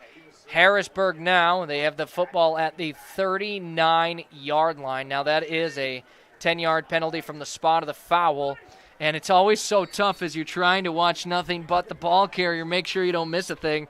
Didn't see that block in the back, but now Yankton's defense, they've got an opportunity to try and make a stop here, and that's exactly what they need here. Beckett Paulson looking to his coach for some direction. To his right is Josiah Hines. Ball at Yankton's 39-yard line. Paulson, play action here. Now faces Amaro. Nearly got a hand on it. Somehow dumps it off. It's caught up to the 35-yard line. Catch made there and play made there by Jonah Young. Really good job by the middle linebacker, Madden McQuaid, to identify the screen and flow with the play. That's a play that the Tigers have teed off on a couple times already, and so that he's able to identify they were trying to set up that screen to the outside and get in front of it and bring down the halfback. 2nd and 6 here after a pickup of 4 from Paulson to Jonah Young. Yankton's defense shifting around on the front. Paulson takes the snap, gives it up the middle. Hines with plenty of room to run across the 20. Brought down by 2 defenders to the 11-yard line. And there the halfback, Edley Amaro's playing as defensive end of the near side. He over-pursues after getting off his block, and the halfback's able to squeak to the outside, hit the second level, and good thing that time the safeties were there to catch him before getting the score. So it'll be 1st and goal from the 10-yard line, an official pickup of 25 yards there for Josiah Hines of the Tigers. 2 receivers to the right, 1 to the left, an H-back and a running back as Hines gets it yet again. Nearly tackled in the backfield, somehow makes a positive gain as he falls forward. A 5-yard pickup, and that one's all Josiah Hines. He was met in the backfield, made the first defender miss, somehow got up to the 5. And that's not the first time we've seen that tonight from Josiah Hines. He is a physical runner. Coming into the game, Zach, he was averaging 5.5 yards a carry. And so he was probably someone that the Bucks had circled on the board to identify because he's been all night been able to break tackles and carry guys with him for extra yards. Josiah Hines got to be nearing that 100-yard mark. He's already got 2 touchdowns as he had that 86-yard touchdown catches. Right back up the middle. A swarm of defenders fighting for it, but pushing into the end zone is Harrisburg. And that's the backup halfback, David Doe, and that was a physical run from him. He's been showing tonight that he can tote the rock too, and he likes contact just as much as Josiah Hines. And that was a play you just could not have if you were Yankton. A 5-yard touchdown run, and we are right back to 34-3 with 3:55 to play in the first half. Yankton trails as, again, Upton on the field for the extra point try. Upton puts it up, and that is through the uprights. 35-3 your score. We'll take our final break here of the first half. Yankton with some work to do as they trail big time. It's a 32-point deficit here on Classic Hits 106.3 and Yankton streaming on YouTube. Midwest Insurance Agency values family. Our agency has been family-run for over 60 years. We pride ourselves on excellent, knowledgeable customer service. This day and age, everyone is so eager to have an immediate response with a quote. But at Midwest Insurance, we take our time and evaluate your assets and make sure you are properly insured. We take those what-ifs very seriously. As we continue on our family business with hopes of our children, Brooke or Jet, taking over in the future, we will continue to be there for you always. Come be a part of our family. Midwest Insurance Agency, 3016 Piper Street, Yankton. Back to the field. Yankton needs something here to close out the first half. 35-3 with 3:55 to play in the first half. They trail Harrisburg, who their side of the stadium is rocking right now, and why wouldn't they be? It's their homecoming. They've got a 32-point lead before halftime, and right now their team is looking unstoppable. The kick here from Upton puts it back deep, and that one right back into the end zone. Yet again, another touchback here. That is his 3rd of the night here. And Yankton has some really good returners, so I don't blame Harrisburg for just saying, hey, let's boot it all the way to the end zone. Multiple return kicks for touchdowns for Yankton on the season. No opportunity for it tonight. I mean, that's a weapon that a lot of people probably don't think about a lot, is that special teams and having the ability to just kick it out of the end zone all the time and avoid giving those elite returners opportunities, and that can really help you as the season goes on. Yankton will start from their own 20 with the touchback. Bessie takes the first snap. Sedlacek was tripped up. He's going to pick up a couple yards, but what a play there for Cooper Rasmussen. Jason Sedlacek had room to run, just a shoestring tackle to keep him for a pickup of only 2 yards as Sedlacek was moving. And Rasmussen came clear from the other side of the field. He's that backside backer who came away from the play side. 2nd and 8 here as Bessie's going to roll out to the far side of the field across his body, fires it well high, incomplete. Right now, Tate Bestie's struggling a little bit here, and just some unusual play from him. He's usually accurate. He usually makes the right read.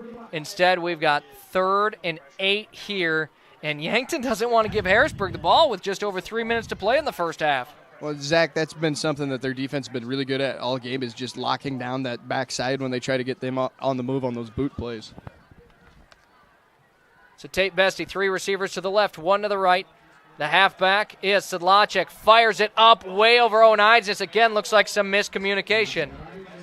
That was just a timing issue. Bestie thought he felt pressure there and got rid of the ball maybe a half a second too soon. Eidsness had yet to cut on his break on the route. He was trying to get him on that corner to the far side of the field.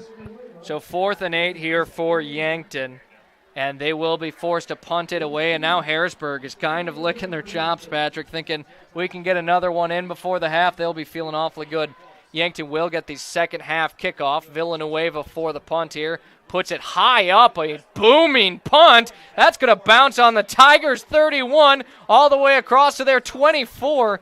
Liam Villanueva with a heck of a punt there.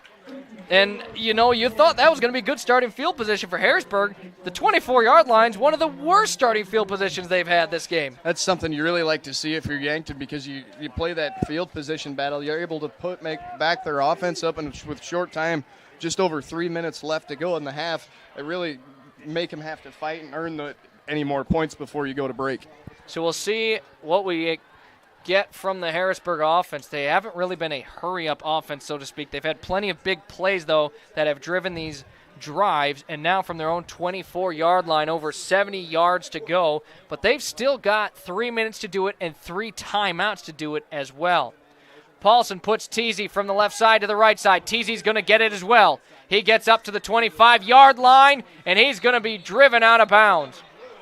A possibly late hit, but, you know, it wasn't late enough where you feel like it's a penalty. You hear from the Harrisburg sideline kind of wanted the penalty, but it wasn't late enough. That was a really good play by Tegan LaCroix on the outside, wrapping him up.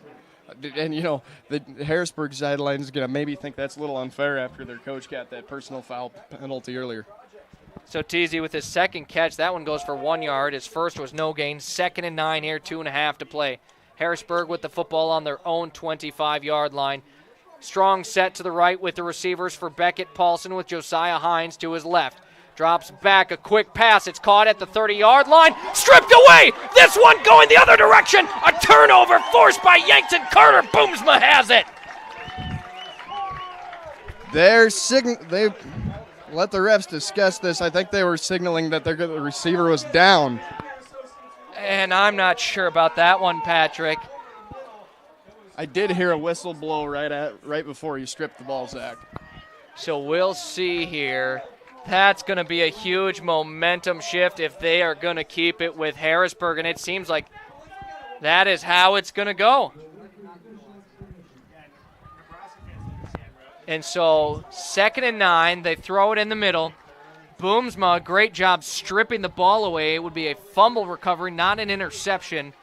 But the officials all chatting to see what it was. You know, you feel for Yankton's defense if this one stays in the hands of Harrisburg. Yeah, this is one going to be a punch in the gut after the effort made by the defender. The officials just get done discussing. On the play by the defense. After the interception, there's an inadvertent whistle. The defense will take the ball. And they're going to give it to Yankton. They're going to give it to him. They're going to say the whistle was inadvertent and he wasn't down. So that's for once today, a call goes towards Yankton, and that what an effort by the defender on that play. Carter Boomsma, so they listed it as an interception. I had it as a fumble recovery. Either way, Boomsma, a huge play, and Yankton, this is exactly what they needed to get some momentum going into the half. Carter Boomsma, an interception for Yankton. Their first turnover forced here of the day. 2 minutes to play. Ball spotted at the 28-yard line of Harrisburg. Empty backfield here for Bestie as Boomsma moves across left to right. Dropping back is Bestie. Fires it deep. Over to Boomsma. Boomsma can't get it as that one knocked down by the defender falls incomplete. And the Yankton fans really want to flag on that one, but there was aggressive hand fighting from both sides the whole entire way down the field. And, you know, that's sometimes you like to see when the refs just let them play through some contact. And, you know, that's going to happen with football, as you said. Let them play it out, as it was on both sides. It wasn't necessarily one-sided there. Boomsma just couldn't quite get his hands on it, falls incomplete. But I want to point out That is the 5th straight incompletion for Tate Bestie, the most we've seen from him this season. But Harrisburg, give their defense credit. It is not just because Bestie's had maybe an off night. It's because they're forcing him to. A quick dump off here. Sedlacek, plenty of room to run, but he falls down to the 25. Had room. Instead, 3rd down coming up. And you know Jay Sedlacek wants that one back. He had the first down. If he could have just kept it, turned up field and run. And, you know, I think he was thinking about the first down before he was really thinking about possessing the ball and getting his feet under him. Running before he could bring the ball in. So 3rd down, 7 yards needed. Ball at about the 26-yard line of Harrisburg. 1 receiver to the left, 2 to the right. Sedlacek back into the left of Tate Bestie. Claps his hand, takes the snap. Up the middle, he goes, fires it high, as I'm not sure if that was for Amaro Jr. or for Hazelhorst. Either way, incomplete pass, 4th down for Yankton's offense. I think there was some miscommunication on that one, and now if you're Yankton, 1:23 still left in the game, and the way Harrisburg can move this ball fast, they've proved with big chunk plays. Now you almost worry if you're giving the ball back too fast. And so now it looks like Yankton wants to go for it. They need touchdowns. 4th down, 7 yards needed. A big play on the way. Tate Bestie drops back to pass yet again, fires it to Eidsness, and yet again, just confusion on this offense from Yankton, and it just seems like they're not on the same page. Incomplete, turnover on downs. When Bestie had a lot of pressure around him, you know, they're able to only bring 4 and have that disguise look with 3 down linemen. They bring a linebacker, and you never know which linebacker they're going to bring. So Bestie's definitely had a lot on his plate today trying to read that defense, and you can tell that there's some confusion down there from him. And if you're Yankton's defense, you're looking at that one thinking, well, we just got off the field. We're right back on it. They're a little tired. 78 seconds to play here in the first half of action. Ball is at Harrisburg's 26-yard line where they'll take over 1st and 10. Hines has it. A nice pickup on 1st down. He's hit down at the 34-yard line. And yet, Zach, you can tell that physicality from that Tiger front is really starting to take effect on the Bucks defense. They're starting to really feel that push, and looks like they're starting to get tired. 2nd and 2 here. Under a minute to play. Harrisburg didn't play it too fast off of that. Out of the shotgun here, Paulson wants to fire it deep up the top. He's got his man. It's caught into Yankton territory up to the 22-yard line. Catch made by Chris Simonik. What a play from the Tigers offense. The Bucks defense comes out in a cover 2 look. The receiver's able to split the safeties, pick up some big yards for the Tigers, and that one really hurts if you're the Bucks. A 45-yard pickup there. Beckett, Paulson, what a ball to Chris Simonik. 1st and 10 as Harrisburg up to the 23-yard line. Paulson takes the snap, drops back again. A quick dump off here. Doe has it. Doe has plenty of room to run. He'll bring it in. Another touchdown. A 23-yard completion for the payday yet again, Harrisburg. It's a really good job from the tackle on that far side of the field. He's able to get that hook block on that defensive end. The Bucks defense isn't able to contain to the outside, and he was a free lane all the way to the end zone for the running back. 41-3, that makes the score. The extra point here for Upton. And right now, Yankton just unable to get anything to go against Harrisburg. They kicked that field goal, and it felt like maybe they could get some steam to roll. But instead, it is now 42-3 after the extra point is good from Keon Upton, who is now a perfect 6 for 6. 31 seconds to play in the first half. Yankton far away their biggest deficit of the season. 42-3, it is a 39-point difference here in this one. And we'll see, they move quick on offense. We'll see, Patrick, what they roll out here to try and just get some points on the board. And that's the thing. You you start to wonder if you're Yankton, are we pressing a little too much? Sometimes if you're an offense, you have to let the game come to you, and you start to wonder with all these boots and rollouts if maybe they're starting to maybe try to be over-aggressive because they feel like they're falling behind so much. The most success they've had on offense today has been those simple little easy throws to the outside and just getting the ball to their players and not when they're asking their quarterback to drop back and throw it deep. So for the kickoff here is Keon Upton. And again, Yankton, the receiving end of a kickoff here, as that one all the way back to the end zone, another touchback. And as you've been watching, if you've noticed our Yankton Winnelson replays, all replays brought to you by Yankton Winnelson, second generation, family owned, and supporting the local community, including Yankton Athletics since 1981. And a big thank you to all of our Sportscaster Club members. We couldn't do these games without you. 31 seconds here to play in the first half. Yankton's offense back out on the field. If they want to try, they've got 3 timeouts here, Patrick, and you're going to need some points heading into half when you're down 39 right now. 1st and 10 from their own 20-yard line. Boomsma gets shifted on the far side. Bestie wants to fire it, finds Abe O'Brien. Abe O'Brien gets by the first defender, steps out of bounds after a pickup of 7. And now the clock will stop there, Zach, so they're able to get up after a decent gain. It'll still be second down, but that gives you maybe an opportunity to take a shot here in short yardage. That's exactly right. Expect Owen Eidsness maybe to be the one getting his name called as the whistle will blow. This one's called by Harrisburg, and Coach White wants to give his guys a breather. I mean, your defense, you've got 30 seconds to play good defense. Might as well give them breathers.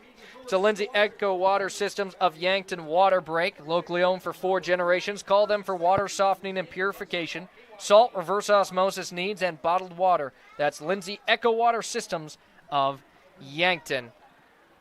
24 seconds to play here in the first half, and the first time out in the set, you maybe didn't expect it to be called by Harrisburg, but clock had already stopped, so no harm, no foul. 2nd and 2, but you feel like a nice 8-yard pickup from Bestie to Abe O'Brien, but you're certainly going to need more than that if you want to score here yet in this quarter. That's exactly right, and like we were discussing before, now that your position on your downs, you got short yardage, you maybe have a chance here to take a shot, and then still, if you don't get it, the clock stops on an incomplete pass, you can come back on 3rd and short and still get the first down and live to fight maybe 1 or 2 because you have more timeouts in the bag. Up to the 28-yard line, it's 2nd and 2 here for Yankton. 24 seconds to play here in the second quarter. They trail 42-3. Bestie working from the shotgun, a couple of receivers to his right, 1 to the left side. Drops back, a quick pass again, same route. Abe O'Brien catches it as he steps out of bounds at the 35-yard line, a 7-yard pickup. If it's not broke, don't fix it. And once there's the offensive strategy that's been working for Yankton so far, is just get that ball quick to the outside, and you can tell the Tigers are really worried about keeping everything in front of them. They come out and they have a cover. They're showing you a cover 3 look, but they're rolling back, and it's actually a true cover 2. And that's exactly Harrisburg. It's really just, we'll let you get your 7 yards if you waste 5 seconds. Now 19 seconds, 1st and 10 here from the 35 is Yankton. Boomsma gets shifted. Tate Bestie looking to throw it. Yet again, just flip side of the field is Abe O'Brien brought down at the 40-yard line, a 5-yard pickup.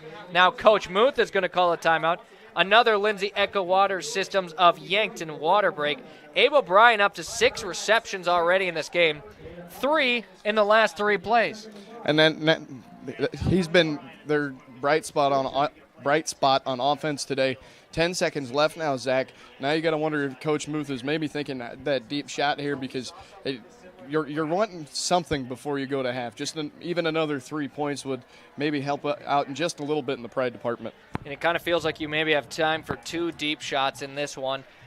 9 seconds for the first play, 1 second for the next. We'll see what Yankton has in store as Harrisburg, really, it's kind of played out exactly how they wanted on the defensive side. They were okay with giving up your 5, 6, 7-yard dump-offs as long as it's not going to go beyond a 10-plus yard pickup. Still going to waste that clock as now we're down to 10 total seconds here. Again, Yankton maybe a chance for 2 deep shots here. We'll see. Again, Owen Eidsness has usually been the one downfield, just outrunning his defender. But, of course, with the 2 safeties playing deep here, that could be tricky, to try and get it over the top. 2nd and 5 here, Tate Bestie. 3 receivers on the right side, 1 on the left. The hard count takes it, and another quick pass to Abe O'Brien. Abel O'Brien up to the 46-yard line as he'll pick up 6, and 4 seconds will run off 1st and 10. So now you have two timeouts left. You have time for maybe one more shot play for your Yankton, or do you think they try to get it 2 plays in? Do you think they try to get another 5 yards on an out route right there, out of bounds, call a timeout, and throw it as deep as you possibly can? Either way, 1st and 10 here for Yankton, and some movement. And Yankton's pointing Harrisburg side, and we didn't really see much pointing from Harrisburg side. We'll see if that's a free 5 yards, and no, it's going to be a false start against Yankton. 1st and 15, that's their 7th penalty of the game. And Harrisburg's defenders before the play was called dead, and they're going to do it again here too. They're playing back an extra 5 to 10 yards deep just to keep everything in front of them and make sure they don't give up that big play with short time. 1st and 10 now at the 41-yard line. Bucks with the football here. Bestie wants to drop back. Looks like this is your one shot. He's brought down and sacked at the 35. And now the time will just run out as we enter our halftime. It is 42-3. Yankton a huge deficit there after the sack. That was Josiah Hines, and he delivered an absolute blow to Tate Bestie on that sack. Bestie didn't even feel him coming and took a heck of a hit right before the half expired. And for Yankton, really felt like if you're trying to get points, the way to end that half, that's about as bad as it could have ended in a sack. As you mentioned, Tate Bestie took a pretty big hit there.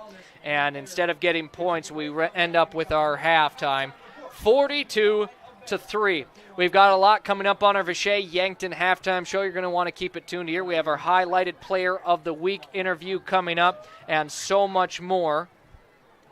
Stats beyond the game and what we've seen so far in this game, and that I don't think will take too long, Patrick. But either way, 42-3 your score at the half. We'll be back for the Vichay Yankton halftime show on Classic Hits 106.3 and Yankton streaming on YouTube. Whoa, I knew I should have had those brakes checked.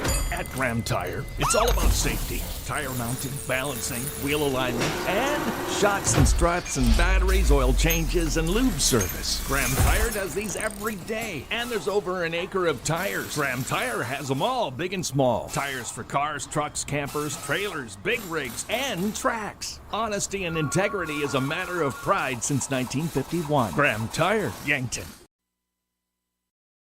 This is your invitation to thrive in Yankton, South Dakota. Nestled on the bluffs of the Missouri River, plenty of outdoor adventures are waiting. Whether you work remote or in a traditional office, we have a spot for you.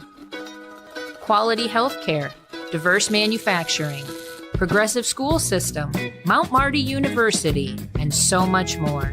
Explore with family and friends. Let's thrive together.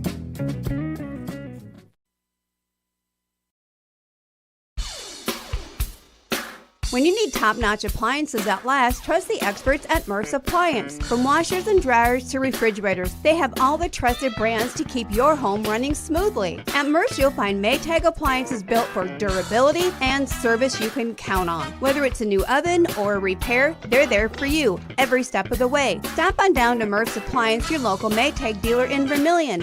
Maytag and Murph's, reliable just like you.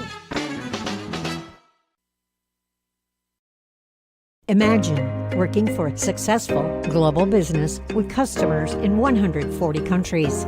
That's Vichay Intertechnology, a Fortune 1000 maker of electronic componentry. Now imagine a company of that size with that kind of stability and a caring family-like environment. Learn more about what you can do at Vichay by visiting VichayCareers.com. Vichay is an equal opportunity employer. Vichay, the DNA of tech.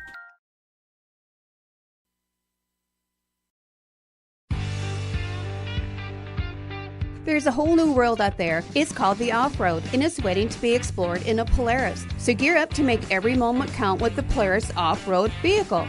The new Polaris models are now available at Stockman's Motorsports in Yankton. No matter the weather, get ready to tackle all the trails. With machines like these, your world just gets bigger. Stop in at Stockman's Motorsports today to learn more about the epic new Polaris off-road lineup.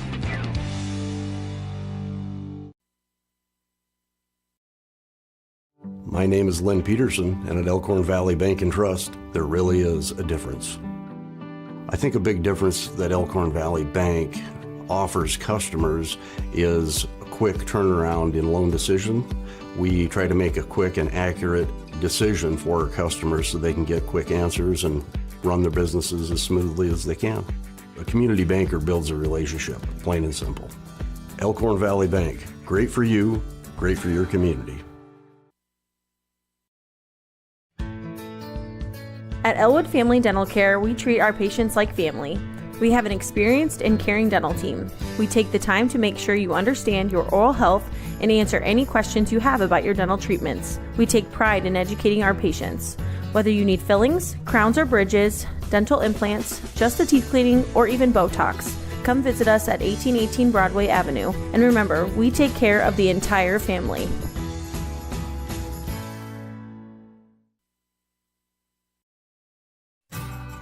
Doctors Lane, Reed, and Cole Swatsky make up the SWAT Chiropractic team. Check out their new location at 2000 Summit Street, Yankton, South Dakota. At SWAT Chiropractic and Rehab, they'll treat your neck and back pain, headaches and migraines, plantar fasciitis, sciatica, sports injuries, elbow, knee, rotator cuff, nerve injuries, and more. SWAT Chiropractic, specialized wellness and therapy. Let them get you ready for wherever life leads you. Welcome to the Vishay Yankton Halftime Show. Vishay Yankton, building the DNA of tech. All the stats, game trends, and everything Yankton Bucks football now. And back for our Vishay Yankton Halftime Show. Vishay Yankton, define the world's future. Vishay Electronic Components bring to life the world's most important products, products that touch lives everywhere, every day. Vishay, building the DNA of tech. Right now, this game, the Tiger Bowl, has been all Harrisburg. 42-3 your score currently in Yankton, whether on offense or defense, really has been unable to figure out this Harrisburg team, and Harrisburg has all momentum and energy in this game right now. Patrick, what have you seen that has, well, worked for the teams? What hasn't worked so well for both sides, and what do you think the adjustments at half will be? Well, I think first of all, offensively, if you're Yankton, you're going to go back and you're going to look at, well, what positives did we have in the first half? And I think, like we talked about right before we went to break, you know, those easy throw, maybe simplify the game for your quarterback more. If you have any adjustment on offense, you know, slow the game down for him. He's having a hard time reading this defense because it is such a sophisticated defense to learn. You know, it's got a lot. It can show you a lot of things that once the ball is snapped, maybe aren't true, and the defense presents itself in a bunch of different looks and a bunch of different fits. You know, simplify the game for your quarterback. You've had a really hard time running between the tackles. You know, try to maybe get the ball to the outside, get it to your playmakers. Maybe just some easier plays that that can help out your quarterback, because you can tell looking out there he is struggling. Quick one-read throws, just get it to your playmakers. We mentioned it early in the game as well, and we saw that quick in-and-out route there by Abe O'Brien towards the sideline was working well. Now, of course, that was a very laxed Harrisburg defense there. It's time for your halftime stats on your Vishay Yankton Halftime Show. We'll start with the Harrisburg Tigers, who have a 42-3 lead. Josiah Hines has been as advertised, 13 carries, 114 yards, and 2 touchdowns on the ground. David Doe with 2 carries, 15 yards, and a touchdown. Throwing the rock, Beckett Paulson with 9 of 11, 213 yards, 3 touchdowns, and that one is going to be marked as an interception. I had thought it was a fumble recovery. I thought it was in the receiver's hands for almost 2 whole seconds, but it was listed as an interception. So unfortunately for Paulson, that will go against him. Right now, I don't think he has a care in the world about it. Catching the football, Jace Teasy, 2 catches, 1 yard. And then Chris Simonik, 1 catch, 45 yards. Josiah Hines has 1 catch, 86 yards, and a touchdown. So Hines with a 3-touchdown game already going right now. Grady Walbrink with 2 catches, 48 yards, and a touchdown. Harrison Burris, 1 catch, 6 yards. Jonah Young, 1 catch for 4 yards. And David Doe, 1 catch, 23 yards, and a touchdown. They've got 4 penalties. That's equated to 38 yards of penalty yards. For the Bucks, Jay Sedlacek, 10 carries, 17 yards. Tate Bestie, 1 rushing attempt, 4 yards they gave him. And then throwing the football for Tate Bestie, 14 of 27, 105 yards, 1 interception. Catching the football, Owen Eidsness, 1 catch, 1 yard. An unusual game for Owen Eidsness. Abel Bryan, 7 catches, 51 yards. Jason Lawchek, 2 catches for 11 yards. Carter Boomsma, 3 catches, 31 yards. Edley Amara, 1 reception. He got 11 yards on that. 7 penalties on Yankton. That is equated to 63 yards in penalty yards. And then 1 big number in the defensive stat sheet, an interception. Carter Boomsma was the guy who pulled that in, as Carter Boomsma has been one of the highlights of this Yankton team up to the half. Really a few catches, and we've seen him a lot more on defense than we have on the offensive side. But, he's one of those sneaky receivers that don't be surprised if he ends up with a near 100 game, possibly a touchdown or 2. Carter Boomsma, really a great player. But Yankton right now, they're going to need to make some adjustments, as Patrick talked about. Hopefully try and give your quarterback some simple plays here. Quick passes, 1-read options, maybe some bubble screens, quick slants in the middle. Anything so that he really doesn't have to think too much about where the ball is going. Now, of course, you can't run only that. Right now, running the ball has not worked out for Yankton, and that was something we hit on early. On both sides for Harrisburg, running the ball has been efficient. They're really good at running the ball with Josiah Hines, and their defense doesn't allow many rushing yards. Really just an overall great performance here for Yankton. As I mentioned, I do have a highlighted player of the week. This week I chatted with someone coming off of 2 pick sixes against Douglas. It's senior Gavin Johnson. Let's take a listen and watch that interview live right now on Classic Hits 106.3 in Yankton, streaming on YouTube. Darren Arviche, Yankton Halftime Show, now chatting with Gavin Johnson, our highlighted player of the week. Gavin, how you doing today? Good. Your team off to a great start, 3-0. How's that feeling? It's feeling great. Now you've made some big defensive plays so far this year, whether a sack, interception, or pass breakup. If you had to pick one play, what has been your favorite? Oh, it's got to be the pick six. And could you walk me through it? Played the zone perfectly, threw it to me, ran back for a touchdown. Celebrated with all my friends. So. And last in action, we saw your team beat Douglas 63-6. You had 2 pick sixes. Your team added in 2 more. What's working so well right now with you and the rest of the secondary? It's just executing every single rep, every single play. We're all on it. So, yeah. Coming up, you've got the Harrisburg Tigers. What are your thoughts on the matchup? I think it'll be a great game. We're going to have to come out with the underdog mentality and execute like we've done the last 3 games. So that's on me. Well, Gavin, appreciate the chat. Look forward to seeing you make more plays on the field. Thank you.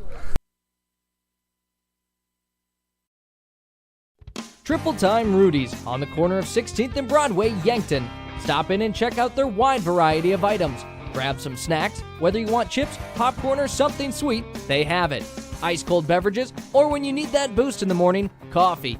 You can also grab the best locally produced meats, meat sticks, and cheeses in the area. Guaranteed fresh. For those hot days, grab a Freezy too. Get all your car needs and 5 cents off a gallon when using cash. All at Triple Time Rudy's, Yankton. Slumberland Furniture at 2401 Broadway in Yankton, home of Kirkland Furniture Groups, bedroom groups by Laguna, and dining sets by Tower and Catadel. They're also the only place to offer furniture by Flex Steel and the biggest selection of Lazy Boy in the area. The Mattress Gallery is full of the best brand name mattresses in the business, including the all-new Tempur-Pedic Active Breeze personalized climate-controlled mattress. Slumberland Furniture, dining, bedroom sets, and mattresses in Yankton. Warmer days are coming, and sooner or later your air conditioning will need to kick in as well. But what if it doesn't? Well, don't wait. Call Larry's Heating and Cooling. With 43 years in the business, we're very knowledgeable on what we do and how we serve our customers. You can rest assured that when you call day or night, someone will always pick up the call. Join our elite club today and become a priority member. Skip the line, get discounts on services, and have no overtime fees. Call Larry's Heating and Cooling for expert service from factory-trained technicians. Craving something boss-level delicious? Come out to Boss Pizza and Chicken, where flavor meets delicious and delicious meets drooling. Your taste buds won't be the same when you taste the bold flavors of Boss Pizza and Chicken. From crispy chicken to juicy burgers to handcrafted specialty pizzas, Boss has it all. Serving lunch and dinner Monday through Sunday starting at 11 o'clock. That's why they're the boss. Boss Pizza and Chicken, just waiting to crush your cravings.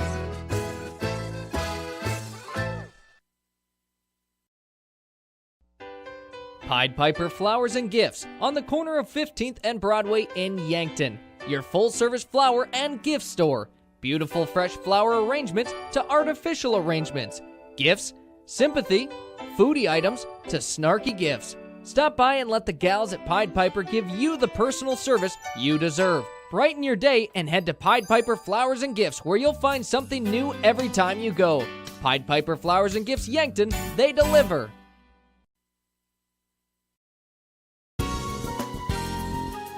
FloorTech Cleaning and Restoration in Yankton, Mitchell, and Norfolk and surrounding areas is the call you need to make when you need your carpets, ductwork, or a trauma cleanup. With 24-hour emergency services for fire and water, mold mitigation, and reconstruction services for residential and commercial properties. Locally owned and operated at 220 East 3rd Street in Yankton. When your home or floor is wet, call FloorTech. And back on the Vichet Yankton halftime show, it's time for your halftime Beyond the Game, brought to you by Kalen's Indoor Comfort. Heating and air conditioning. When you want comfort, you want Kalen's. So, of course, we all know coming up here this next week will be homecoming for Yankton. But here's what's going on next week. Golf Boys Middle School ESD tournament at 10 a.m. at Huron Broadland Creek Golf Course. Volleyball will have a girls' 7th and 8th grade match against Huron at Huron. Football will have a JV match at Brookings at 4:30. And then volleyball with the girls JV, girls 9A, and varsity match, all against Vermilion at home. Into Tuesday, a golf boys varsity invitational at Watertown. Football with a 7th grade game and an 8th grade game. 7th grade at Brookings, 8th grade against Brookings at home.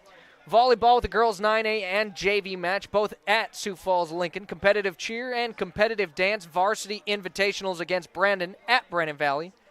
Volleyball with a girls sophomore match, girls 9B match, and girls varsity match at Sioux Falls Lincoln.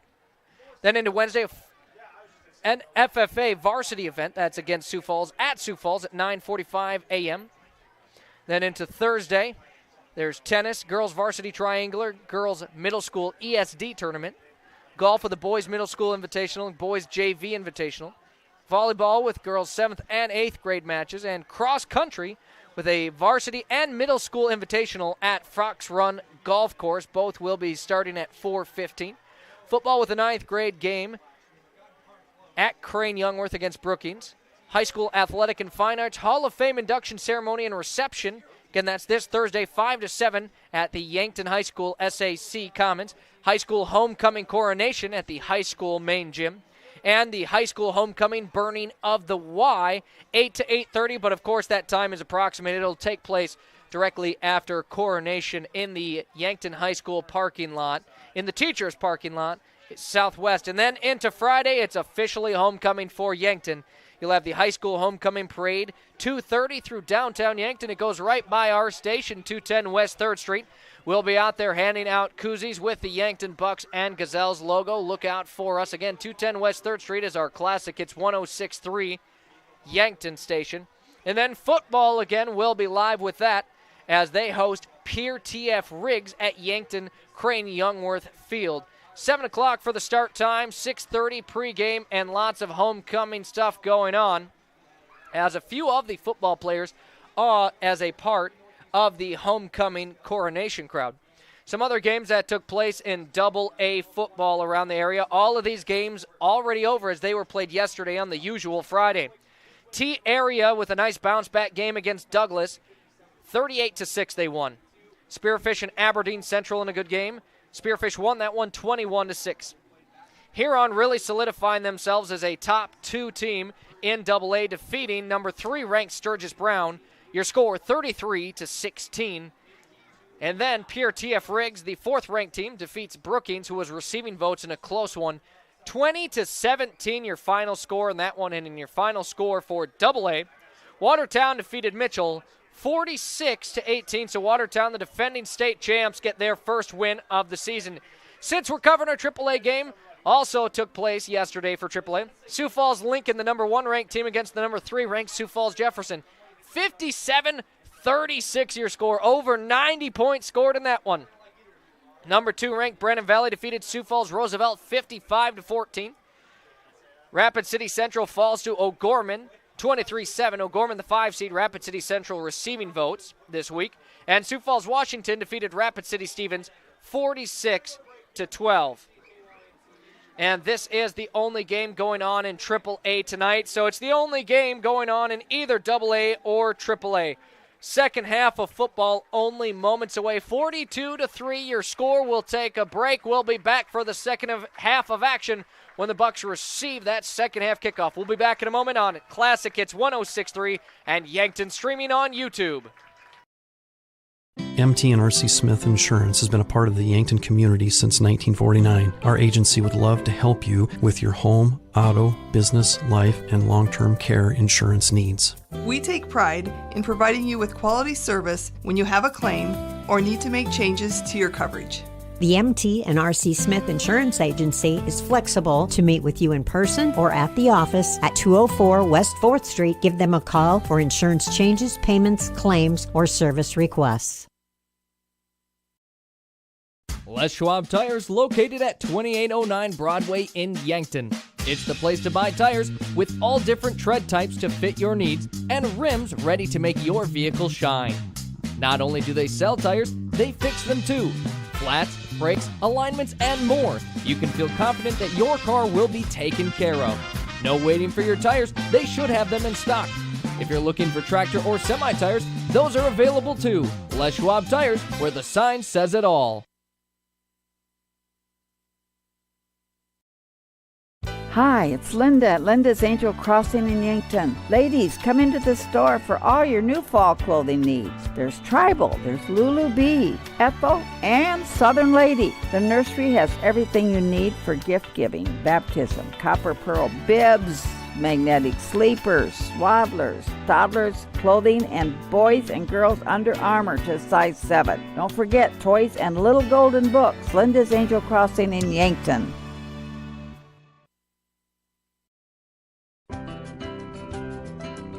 Authentic Mexican food goods with the family touch is here in Yankton at Angela's Mexican Store. From fresh produce and meats to the spices and the snacks you miss from home. Traveling or just moved? No problem. They accept money from many different countries. Check out the different kinds of money on the wall. Family owned, family loved. They treat you like family. Angela's Mexican Store, where culture meets community. Stop in today.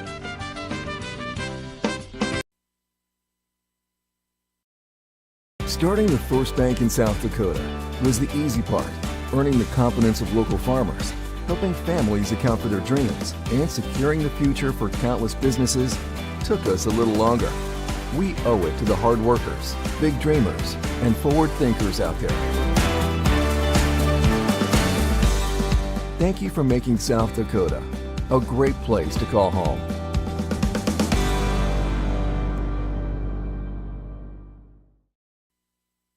And back here to the field as we wrap up our Vichay Yankton halftime show. Yankton trails 42-3 to the Harrisburg Tigers. We've got about a minute left before that second half kickoff where the Bucks will receive that second half kickoff. And Patrick, you're feeling right now you're down 39.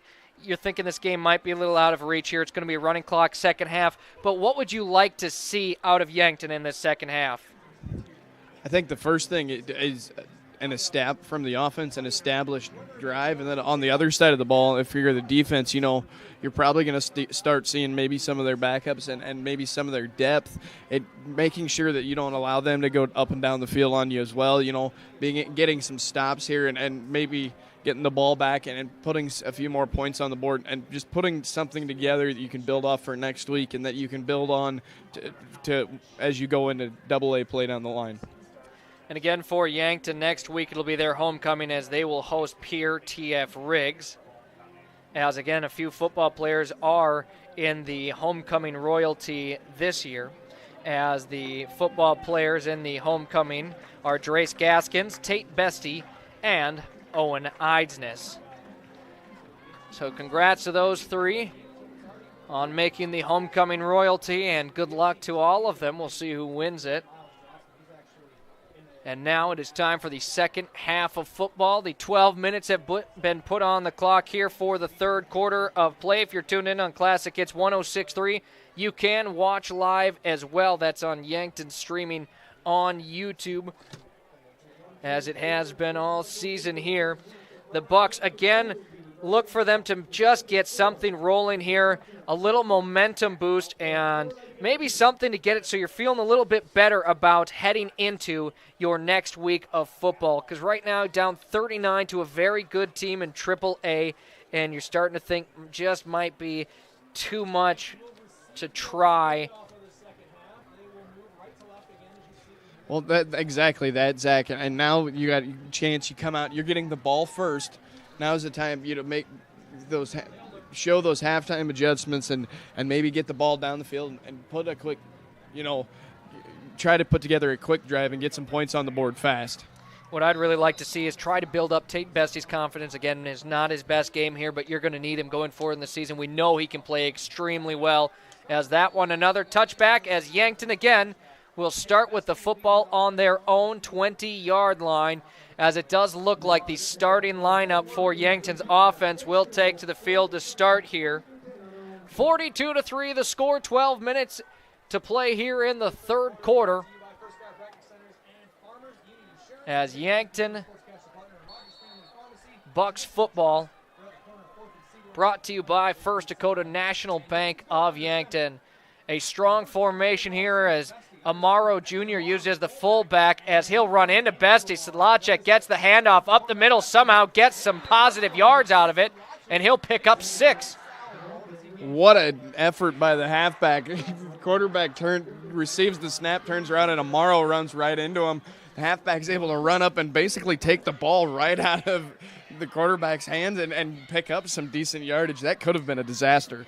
A 6-yard pickup to make things 2nd and 4. And again, they'll go up the middle. Sedlacek tries to bump it outside. The numbers, nothing going there.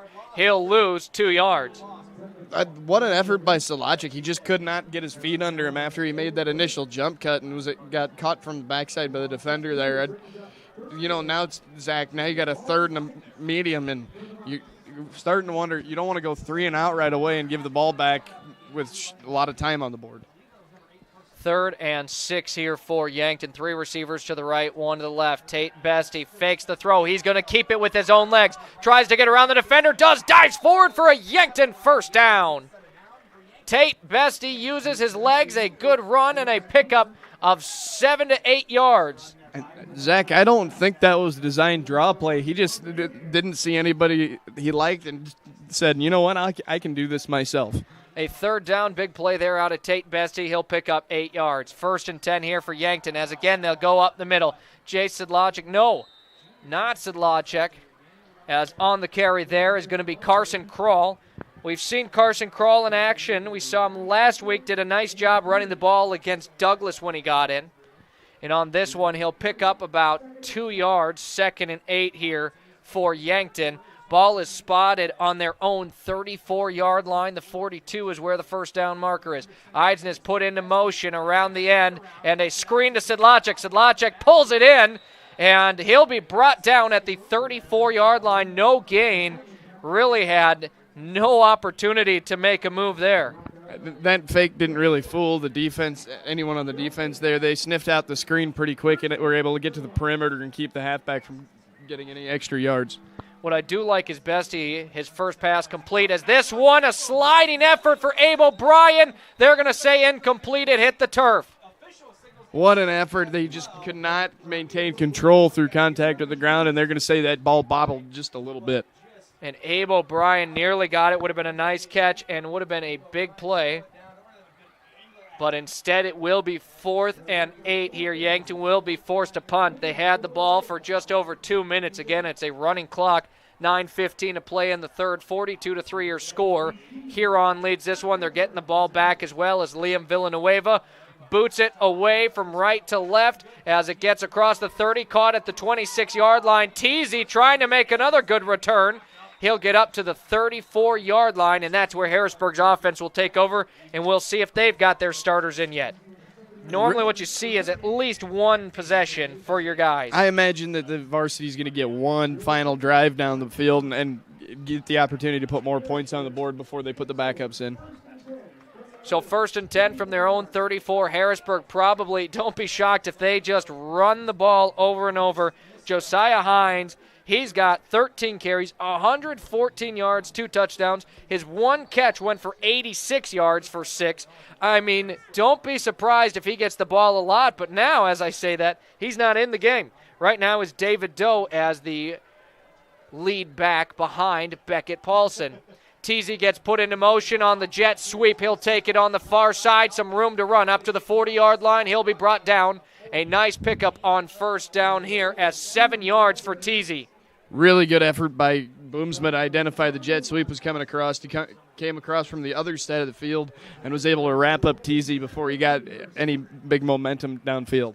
And Jace Teasy, he's one who's made a much bigger impact than what the stat sheet might say. 2 catches for a yard, 1 carry, 7 yards. He's been all over the place. He did have that punt return for a touchdown, but it was called back after an illegal block in the back. But that was well after he had made a few defenders miss. David Doe now gets the rock. Up the middle he goes, has some good blocking, dragging a defender before he's pushed out of bounds. And he is a physical runner. We've seen that from David Doe all game, the ability to just get wrapped up and drag the defender for extra yards after contact.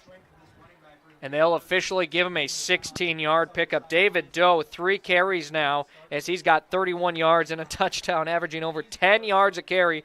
And that one, again, 16 yards as we're under 7 minutes already to go in the third quarter. Harrisburg leads 42-3. 1st and 10, they've got the ball on Yankton's 43-yard line. Yankton's defense looking for a stop.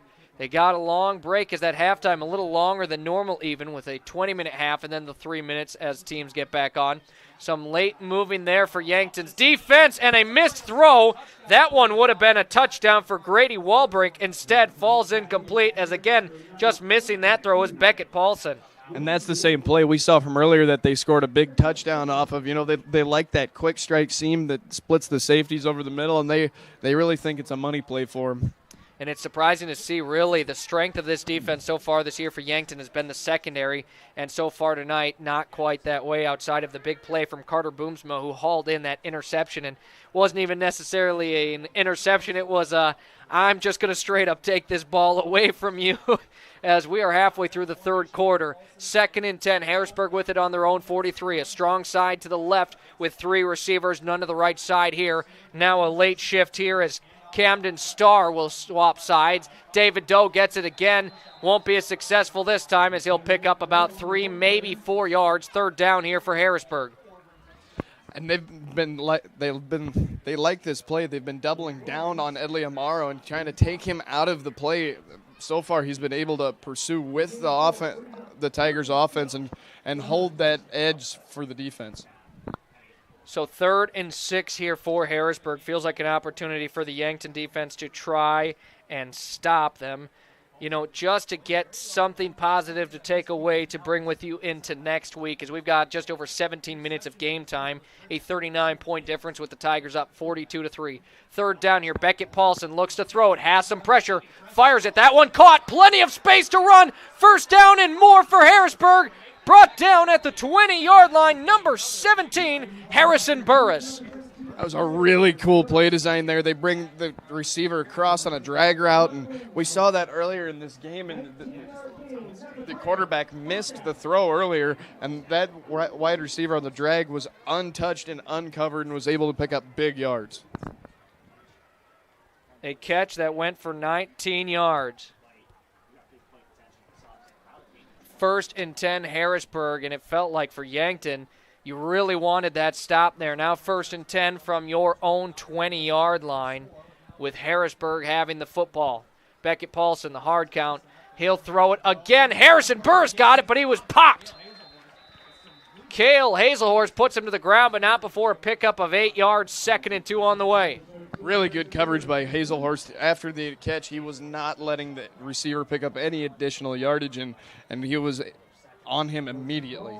So Harrison Burris, back-to-back catches for his team. 2nd and 2, I stand corrected, as it's an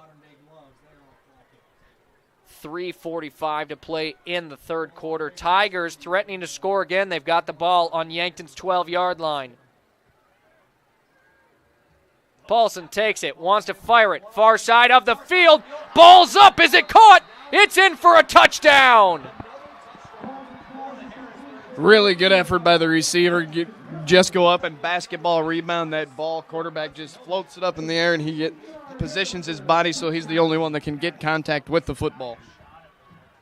And really just another touchdown for this Harrisburg offense that has been so good. And I believe that was caught by Camden Starr for a 12-yard touchdown. That would be his first catch of the night. 3.5 to play as Harrisburg has made it. Now 49-3. Harrisburg leads big time. 3:30 to play in the third quarter. We'll take a break. The Bucks offense back in action when we return here on Classic Hits 106.3 and Yankton, streaming on YouTube. The Bonesetter Chiropractic, Yankton. I'm Dr. TJ Stotes. When you need chiropractic, we're here. We use a hands-on approach, decompression traction, electrical stimulation, acupuncture, and state-of-the-art examination techniques. We're happy to offer exercise and supplement advice as well. The Bonesetter Chiropractic, 215 Mulberry, Suite 9, Yankton. Call or text 605-401-5701. Bringing you comfort when there's discomfort. And the Yankton Bucks to receive the kickoff. They trail 49-3 here in the second half. Harrisburg has looked every last bit as good as advertised as they lead by 46 points here. Yankton looking for something positive to take away in this one as they'll return the kickoff here. And for Keon Upton, he's been on the field plenty for Harrisburg as the kicker. Harrisburg 2-1, will be 3-1 after tonight. Yankton will have their first loss of the season and be 3-1. Is that one another touchback? Yankton's offense takes over on their own 20-yard line. Tate, Bestie, and Sedlacek, along with the rest of the starters, still in here for Yankton. As, you know, you really want to get them as many touches and snaps as possible against a very good team like Harrisburg so that they're ready come playoff time. And that's exactly right, Zach. You know, at the end of the day, you know, you might not have come out and won this and done what you wanted to do in this ball game, but at the very least, you can get some film on these kids and you can show them where their mistakes are and get better and learn from it. And Sedlacek swallowed behind the line of scrimmage. 2nd and 10. They'll give him enough credit up to the line of scrimmage, but no gain there as it's his third carry here of the second half. This Yankton offense right now is moving fast, but that's not surprising. They move fast even sometimes when they're up big time and need to run the clock. That's just how their offense works. Sedlacek put into motion, flag will fly, and a penalty, I'm going to guess, in false start on Yankton. It's their first of the second half, 8th total in the game. They're going to get Colton Cameron, the guard, on that call, and he got moving just a touch early. They're going to try to run the boot play and get the whole offensive line moving for the protection. 2nd and 15 here now for this Bucks offense. Bestie working from the shotgun, 2 receivers to the left, 1 to the right. Has plenty of time, but just fires it. Nearly picked off towards Boomsma. Not sure what he saw there. That one, the defender was standing right in front of the receiver. Luckily, falls incomplete. I think he felt a little nervous from the pressure there, and he just tried to get the ball out of his hands as fast as he could. And like you said, Zach, that defender was covered up, Carter Boomsma, tight, and I don't know if he would have ever had a shot to catch that ball. Boomsma did a nice job knocking the ball out of the defender's hand. 3rd and 15 here. Ball spotted on Yankton's own 15. They need to get to their 30 here. As now Tate Bestie wants to fire it across the middle. It's behind. Abe O'Brien can't pull it in. Incomplete. It'll be a quick 3 and out here for this Yankton offense, who is really looking to put together a good drive. And you see the fatal flaw for this Bucks offense is even with the running clock, Zach, you only took about 2 minutes off the board with that drive.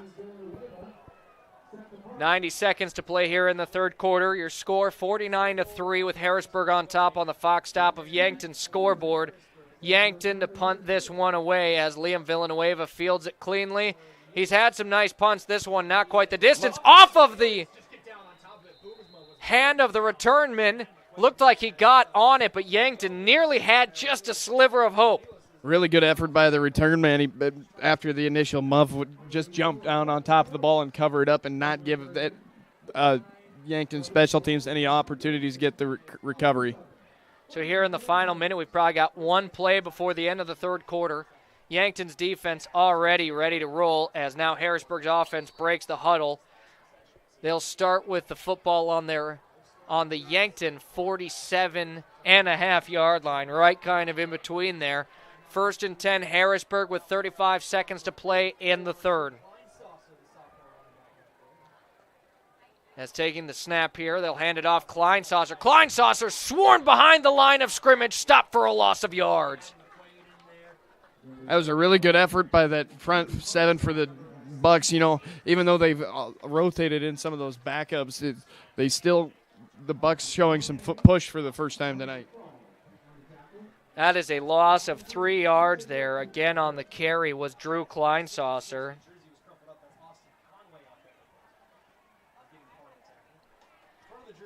As now the whistles will blow. We've reached the end of the third quarter. 12 minutes of Yankton Bucks football left here. 49-3 when we return. 2nd and 13, Harrisburg ball on Classic Hits 106.3 and Yankton streaming on YouTube. Interior technicians. Jerry, I need your help. I'm in a real pickle. How can we help? We clean carpets, furnace and duct cleaning, mold remediation, fire restoration, water damage restoration, office cleaning, and much more. No, Jerry, I'm in a real pickle. I'm stuck and I can't get out. Hang on, I'll send you a pic so you can see what I mean. Oh my gosh. When you need it clean, call the Intech team, fixing pickles since 1984. 1 quarter left here in Harrisburg as the Tigers have led this one from start to finish. 49-3, and Harrisburg with the football at the 50-yard line. 2nd and 13 after that run for Drew Kleinsasser was stopped well short of the line of scrimmage, and for Yankton just felt like a good play to make some kind of stop there. As Edley Amaro will now head back to the sideline. He was trotting out there and looks like he wants to be out there. Didn't look like he was too happy to be taken off the field. 2nd and 13 here. Yankton's defensive line looking excited to get rolling. Flags will fly, and who jumped? I think they're going to get the offense here for a false start. And it is a false start. Harrisburg's first penalty now in the second half. Only their 5th total, and only 43 yards of penalties. So, you know, they've done a nice job of keeping it clean. For Yankton, 68 yards of penalty, a much improved from last week when we saw them over 120 penalty yards. But either way, 49-3, and this one, Yankton just trying to figure out something here against this Harrisburg team. 2nd and 18 here. Putting a man into motion here. Harrisburg, they'll take the snap. And a deep fire. That one in and out of the hands of the receiver, dropped. And in is Dalton Wendling, the junior quarterback. And honestly, it was a good throw in and out of the hands of his receiver. His first throw will go incomplete. 3rd and 18 here. He was trying to hit number 84, the receiver, Martin Ornelas, and Ornelas had it in and out of his hands, like you said, had a step on the defender and probably could have had a heck of a gain if he could have held on to it. So for Harrisburg, they feel like a great opportunity to get some of your players in, should there be any injuries throughout the season. You know, it is a long season football. There's certainly injuries at times, as Wendling will take the snap. He drops back. Again, trying to fire it deep, as this one well short. Carter Boomsma in coverage as that one falls incomplete, 4th and way long, and Yankton will get the football back here with 10:48 to play in the game. Trying to hit number 82, Brecken Schmidt there, and Schmidt had to step on his defender too, and that was two times back-to-back. The Bucs defense maybe got bailed out by a ball with just a little too much on it. So now the punt return team out for Yankton, and Keon Upton to boot it away for Harrisburg. A low snap, bobbles it, just has to get it off, somehow gets a good punt as it's going to go a ways and deep into Yankton territory up to the 14-yard line. What could have been a disaster on special teams for Harrisburg turns into a great punt. And that's how, Zach, that's why you walk through that and you preach the cleanness on special teams. They're able to turn a pretty ugly snap into a decent punt and play the field position game.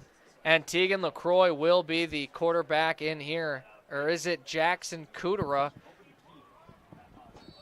looking for a 12 or a 16? It is Kudera in there. Out of the shotgun, takes a snap, nearly lost it, hands it off. Kroll with it. Kroll with a nice gain on first down. Nears the first down line. A 9-yard pickup, Carson Kroll. And that's a big play, even late in the game, something that you can take back and watch the film and tell them, guys, this is how this particular play is supposed to be run. You did this right, and, build off this for homecoming next week. And for Yankton, Carson Kroll in as the back. We saw him against Douglas, and he did a nice job running the football. Gets a nice pickup. They give him 8 yards, 2nd and 2 on the way. As now Kudera, late gives it to Kroll. Kroll up across the 30, falls the 33, and a 10-yard pickup from Carson Kroll. 2 nice runs in a row for the young running back. First down, and this is a big thing for your depth and your youth. You might be down, but get them the reps they need to go on further so you have depth if you need it coming down the line. Handoff. And Kroll, who I said young running back, well, when I say young for Yankton's team, that means he's not a senior. He's a junior. Has nothing going there. He's going to lose 3 yards on that attempt. 2nd and 13 here, 8:20 to play in the game. Again, Harrisburg leads this one 49-3. It's all but over, but you still do get an opportunity to watch some of the second stringers and reserves for Yankton in action here. Jackson Kudera, couple receivers to his left, one to the right. Hands it off again, Carson Kroll. Kroll with the defender, drags him up to the 31-yard line. It was hard to just get back to the line of scrimmage. 3rd and long. That was a really good effort by Kroll to get back to the line of scrimmage when he did, because the minute that ball was snapped, he had 3 defenders in his face. 5 carries, 17 yards for Carson Kroll here in this football game. Again, 3rd and long. They are going to give him a yard to make it 3rd and 12, so 18 yards for Kroll. As being put into motion there, Braylon Hoover. Kudera wants to throw it, fires it high up. This one picked off. Harrisburg with the interception, and Jackson Kudera was crushed as he threw that one. As number 30, Liam Paulson, the sophomore, and the quarterback just throws a floater up a prayer to God, and that gave the defensive back the ability just to run under it and take it for a pretty easy interception. And they're going to say it fell incomplete. So an incomplete pass instead, and now the punting team out for Yankton. And Kudera probably not too upset with that being an incomplete pass. Villanueva, that one nearly blocked, but another big booming punt. He's got quite the leg. Bounces all the way inside the Harrisburg 20. It's going to roll all the way up to the 15-yard line. Talk about a punt. A 53-yarder there. Well, there hasn't been a lot of bright spots tonight, Zach, but at least you have that one. He's had a really good night punting the ball and playing the field position game. And that is one thing we know about Liam Villanueva. He has got a leg on him, whether it's kicking on kickoffs or a 45-yard field goal attempt. They'll throw him out there as well. He does the punting and really got a hold of that one, will pin Harrisburg back, and Yankton looking to not allow the Tigers another score. As this game just over 2 hours old, 8:02. We started at about 6 o'clock, almost on the dot. Halfway through the fourth quarter of play here, and Harrisburg is going to be happy to just run out the clock. Klein Saucer still the premier back here in this set. Wendling takes the snap. He's going to fire it. Caught at the 20-yard line, and a good move there. Making the catch is Jace Albus. And that was an RPO from that quarterback.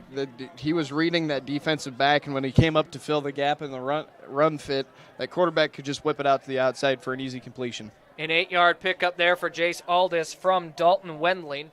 5.5 to play in the game now. 2nd and 2 for Harrisburg, who is in no hurry to line up for their next play. Still huddled up, the Yankton defense just awaiting the offense to get set. 2 receivers to the right, 1 to the left here for Wendling. Wendling, the hard count, takes the snap again, will give it up here. Driving up to the 29-yard line there is Klein Saucer. They'll get the first and a couple extra yards, a 6-yard pickup. And I would expect to see this after a new set of downs and see this for a little while and just try to chew up as much of that clock as they can and get out of here. And Drew Kleinsaucer wearing number 44. I believe that's the same number as Jimmy Kleinsaucer, Minnesota Vikings player from years ago.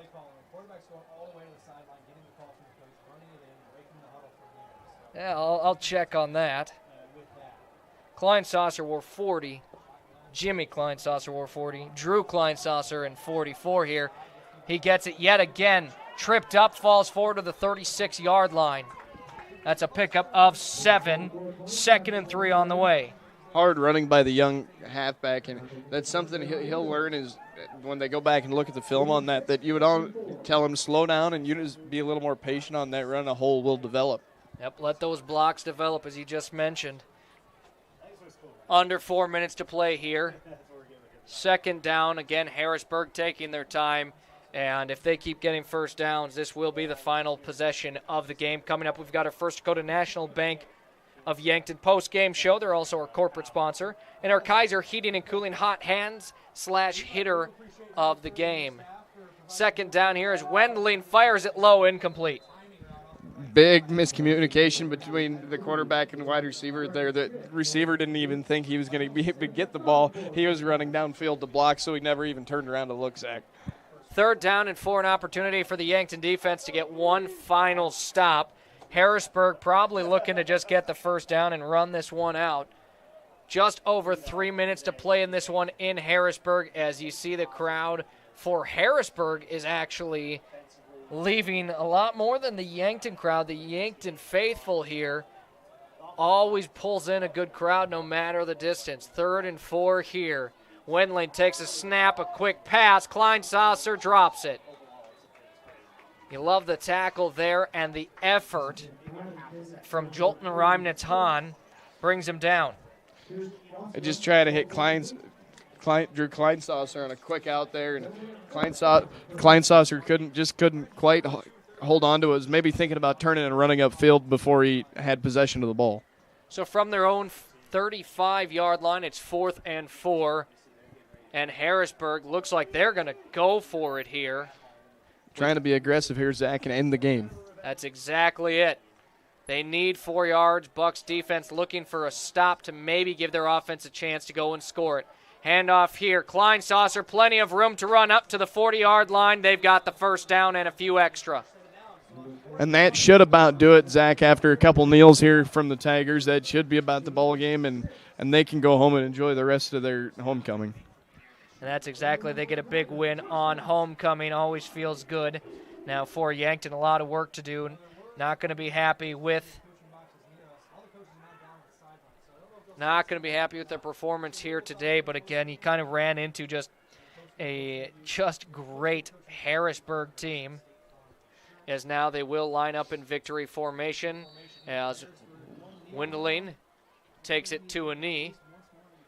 And they might just need one more knee here, as that will lose them a yard. As Wendling, unfortunately, that'll go against his stats, but a win is so much more important than that.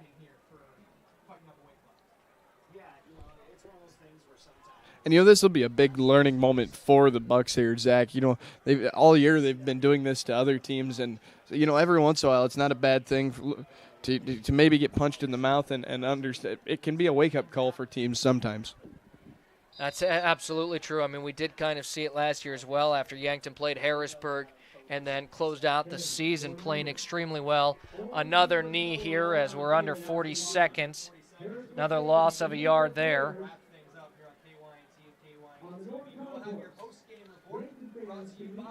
One more play, and that should about do it. And another positive thing, if you're a coaching staff, you can spend on this is, you were able for the most part to go physically and match up against, for the most part on defense, match up against a AAA team in Harrisburg, and you gave up maybe a handful of big plays that really swung the game early. But other than that, you did a pretty successful, decent job holding that on the defensive side of the ball. And so Yankton will get their first loss of the season, 49-3, your final score, as the Bucks now at 3-1 on the season.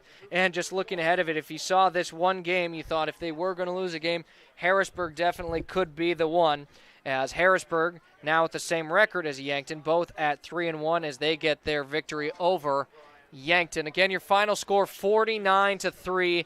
Harrisburg really was just firing on all cylinders. There was nothing Yankton could do to slow them down.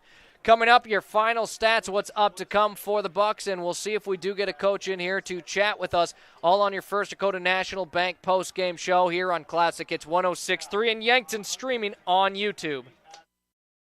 Lucky for us, life is full of choices, big and small, just as it should be. They define us, make us who we are. And when it comes time for you to choose, a car, home, your next big adventure, or start a new business, Farmers Union Insurance has the variety of choices to make sure you have the perfect coverage to protect each perfect moment. Farmers Union Insurance.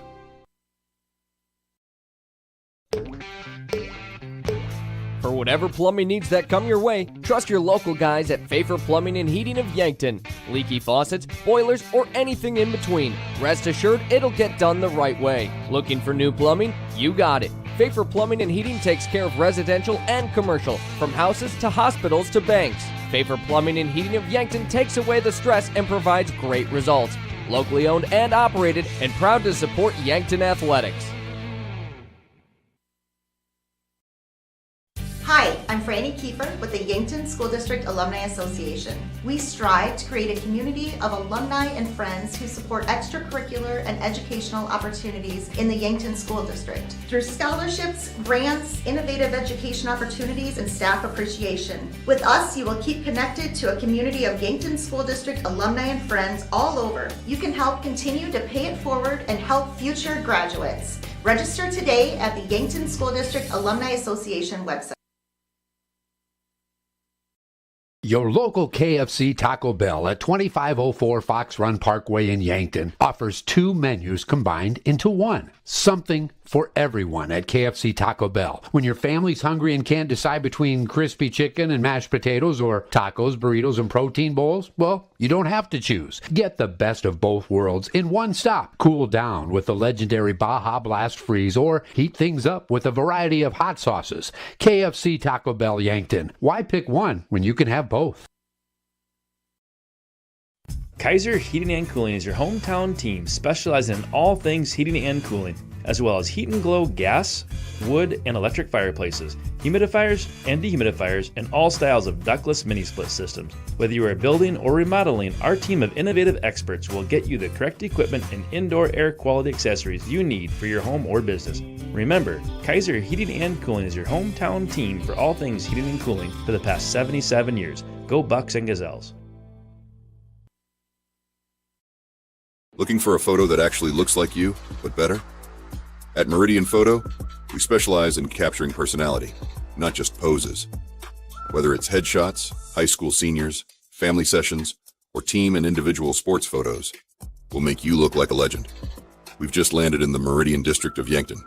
Book your session today at meridian-photo.com or give us a call at 605-655-4598. Meridian Photo. Be you. You deserve.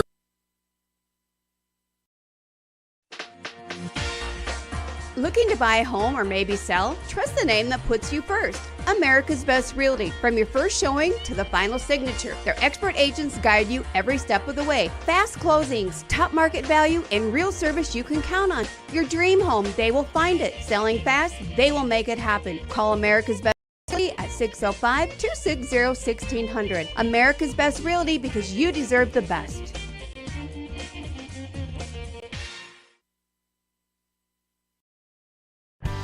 Larson Carpet has all your flooring needs. Step into their showroom to see a wide selection of all types of flooring. They have soft and luxurious carpet that's sure to bring comfort to your home. Stylized tile to make any room pop. Different color options of hardwood to make matching easy. And convenient vinyl plank for when spills happen. Of course, with the best customer service in the area. Their knowledgeable staff will make sure to answer any questions you might have. Larson Carpet, 212 Walnut. And this has been a presentation of Yankton Bucks football on Classic Hits 106. And back here on our First Dakota National Bank of Yankton post-game show. First Dakota has proudly supported the dreams and banking needs of their customers for over 150 years. They offer personal, business, and ag banking solutions for every stage of your journey with 2 locations, downtown and North Broadway, Yankton. Time for your final stats, starting with Harrisburg. Josiah Hines with 13 carries, 114 yards, 2 touchdowns. David Doe, 4 carries, 35 yards and a touchdown. Jace Teasy, 1 carry, 7 yards. Drew Kleinsasser, 4 carries for 15 yards. And Dalton Wendling, 3 carries, lost 3 yards, as those were all quarterback kneels. Beckett Paulson went 12 for 15, 251 yards, 4 touchdowns thrown to 1 interception. Dalton Wendling went 1 for 5, 8 yards. Jace Teasy with 1 catch, 1 yard. Josiah Hines, 1 catch, 86 yards and a touchdown. Camden Starr, 1 catch, 12 yards and a touchdown. Grady Walbrink, 1 catch, 48 yards, a touchdown. Harrison Burris had 3 catches, 32 yards. Joni Young, 1 catch, 4 yards. David Doe, 1 catch, 23 yards, a touchdown. Chris Simonik with 1 catch, 45 yards. And Jace Albus, 1 catch, 8 yards. The Harrisburg Tigers, 5 penalties that went for a total of 43 yards. The Yankton Bucks stats, Jason Lachek, 13 carries, 21 yards. Tate Bestie, 2 carries, 12 yards.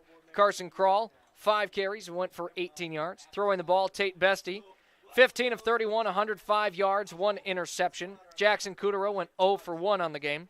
Owen Eidsness, 1 catch, 1 yard. Abel Bryan, 7 catches, 51 yards. Jason Lachek, 3 catches, 11 yards. 3 receptions as well for Carter Boomsma, 31 yards. And Edley Amaro, 1 catch, 11 yards. 8 penalties for the Bucks, 68 yards they gave up in that. It's time for your hot hands/hot hitter of the game, brought to you by Kaiser Heating and Cooling of Yankton. Yankton's original and most trusted heating and cooling professionals for over 76 years. Kaiser Heating and Cooling, 808 West 23rd Street, Yankton. Patrick, who is it?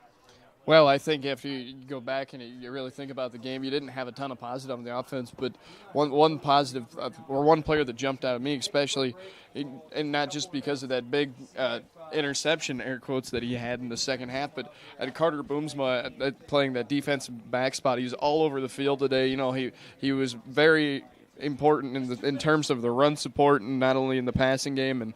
And I don't know if there's a question anybody else that it could be but Carter Boomsma. He had a heck of a game today, even though maybe it didn't show on the scoreboard.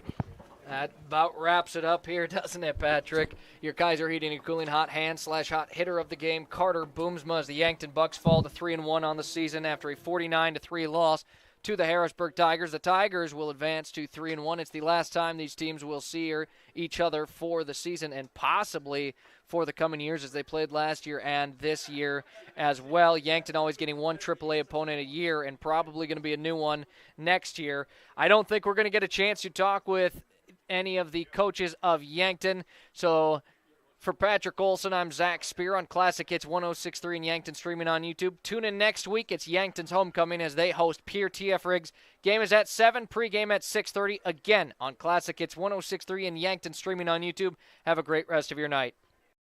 This has been a presentation of Yankton Bucks football on Classic Hits 106.3 and Yankton streaming on YouTube. Brought to you by our corporate sponsor, First Dakota National Bank of Yankton, and the following Sportscaster Club members: Midwest Insurance Agency, Murph's Appliance, Yankton Thrive, Stockman's Motorsports, Les Schwab Tires, MT and RC Smith Insurance Agency, Linda's Angel Crossing, Hy-Vee, Boss's Pizza and Chicken, Bechet, Elwood Dental, Raven Books, Floor Tech Cleaning and Restoration, Angela's Mexican Store, Yankton Rexall, KFC Taco Bell, SWAT Chiropractic and Rehab, Dragonfly, Slumberland, Larry's Heating and Cooling, America's Best Realty, Larson Carpet, Elkhorn Valley Bank and Trust, King Buffet and Mongolian Grill, Kaiser Heating and Cooling, Yankton Medical Clinic, All Seasons Power Sports, Winston Ray Funeral Home and Cremation Service, JR's Oasis, Intech Cleaning and Restoration, The Bone Setter, Kalen's Indoor Comfort, Triple Time Rudy's, Farmers Union Insurance, Meridian Photo, Graham Tire, Pied Piper Flowers and Gifts Yankton, and H&H Roofing. For everything Yankton Bucks football, tune in to Classic Hits 106.3 and Yankton Streaming.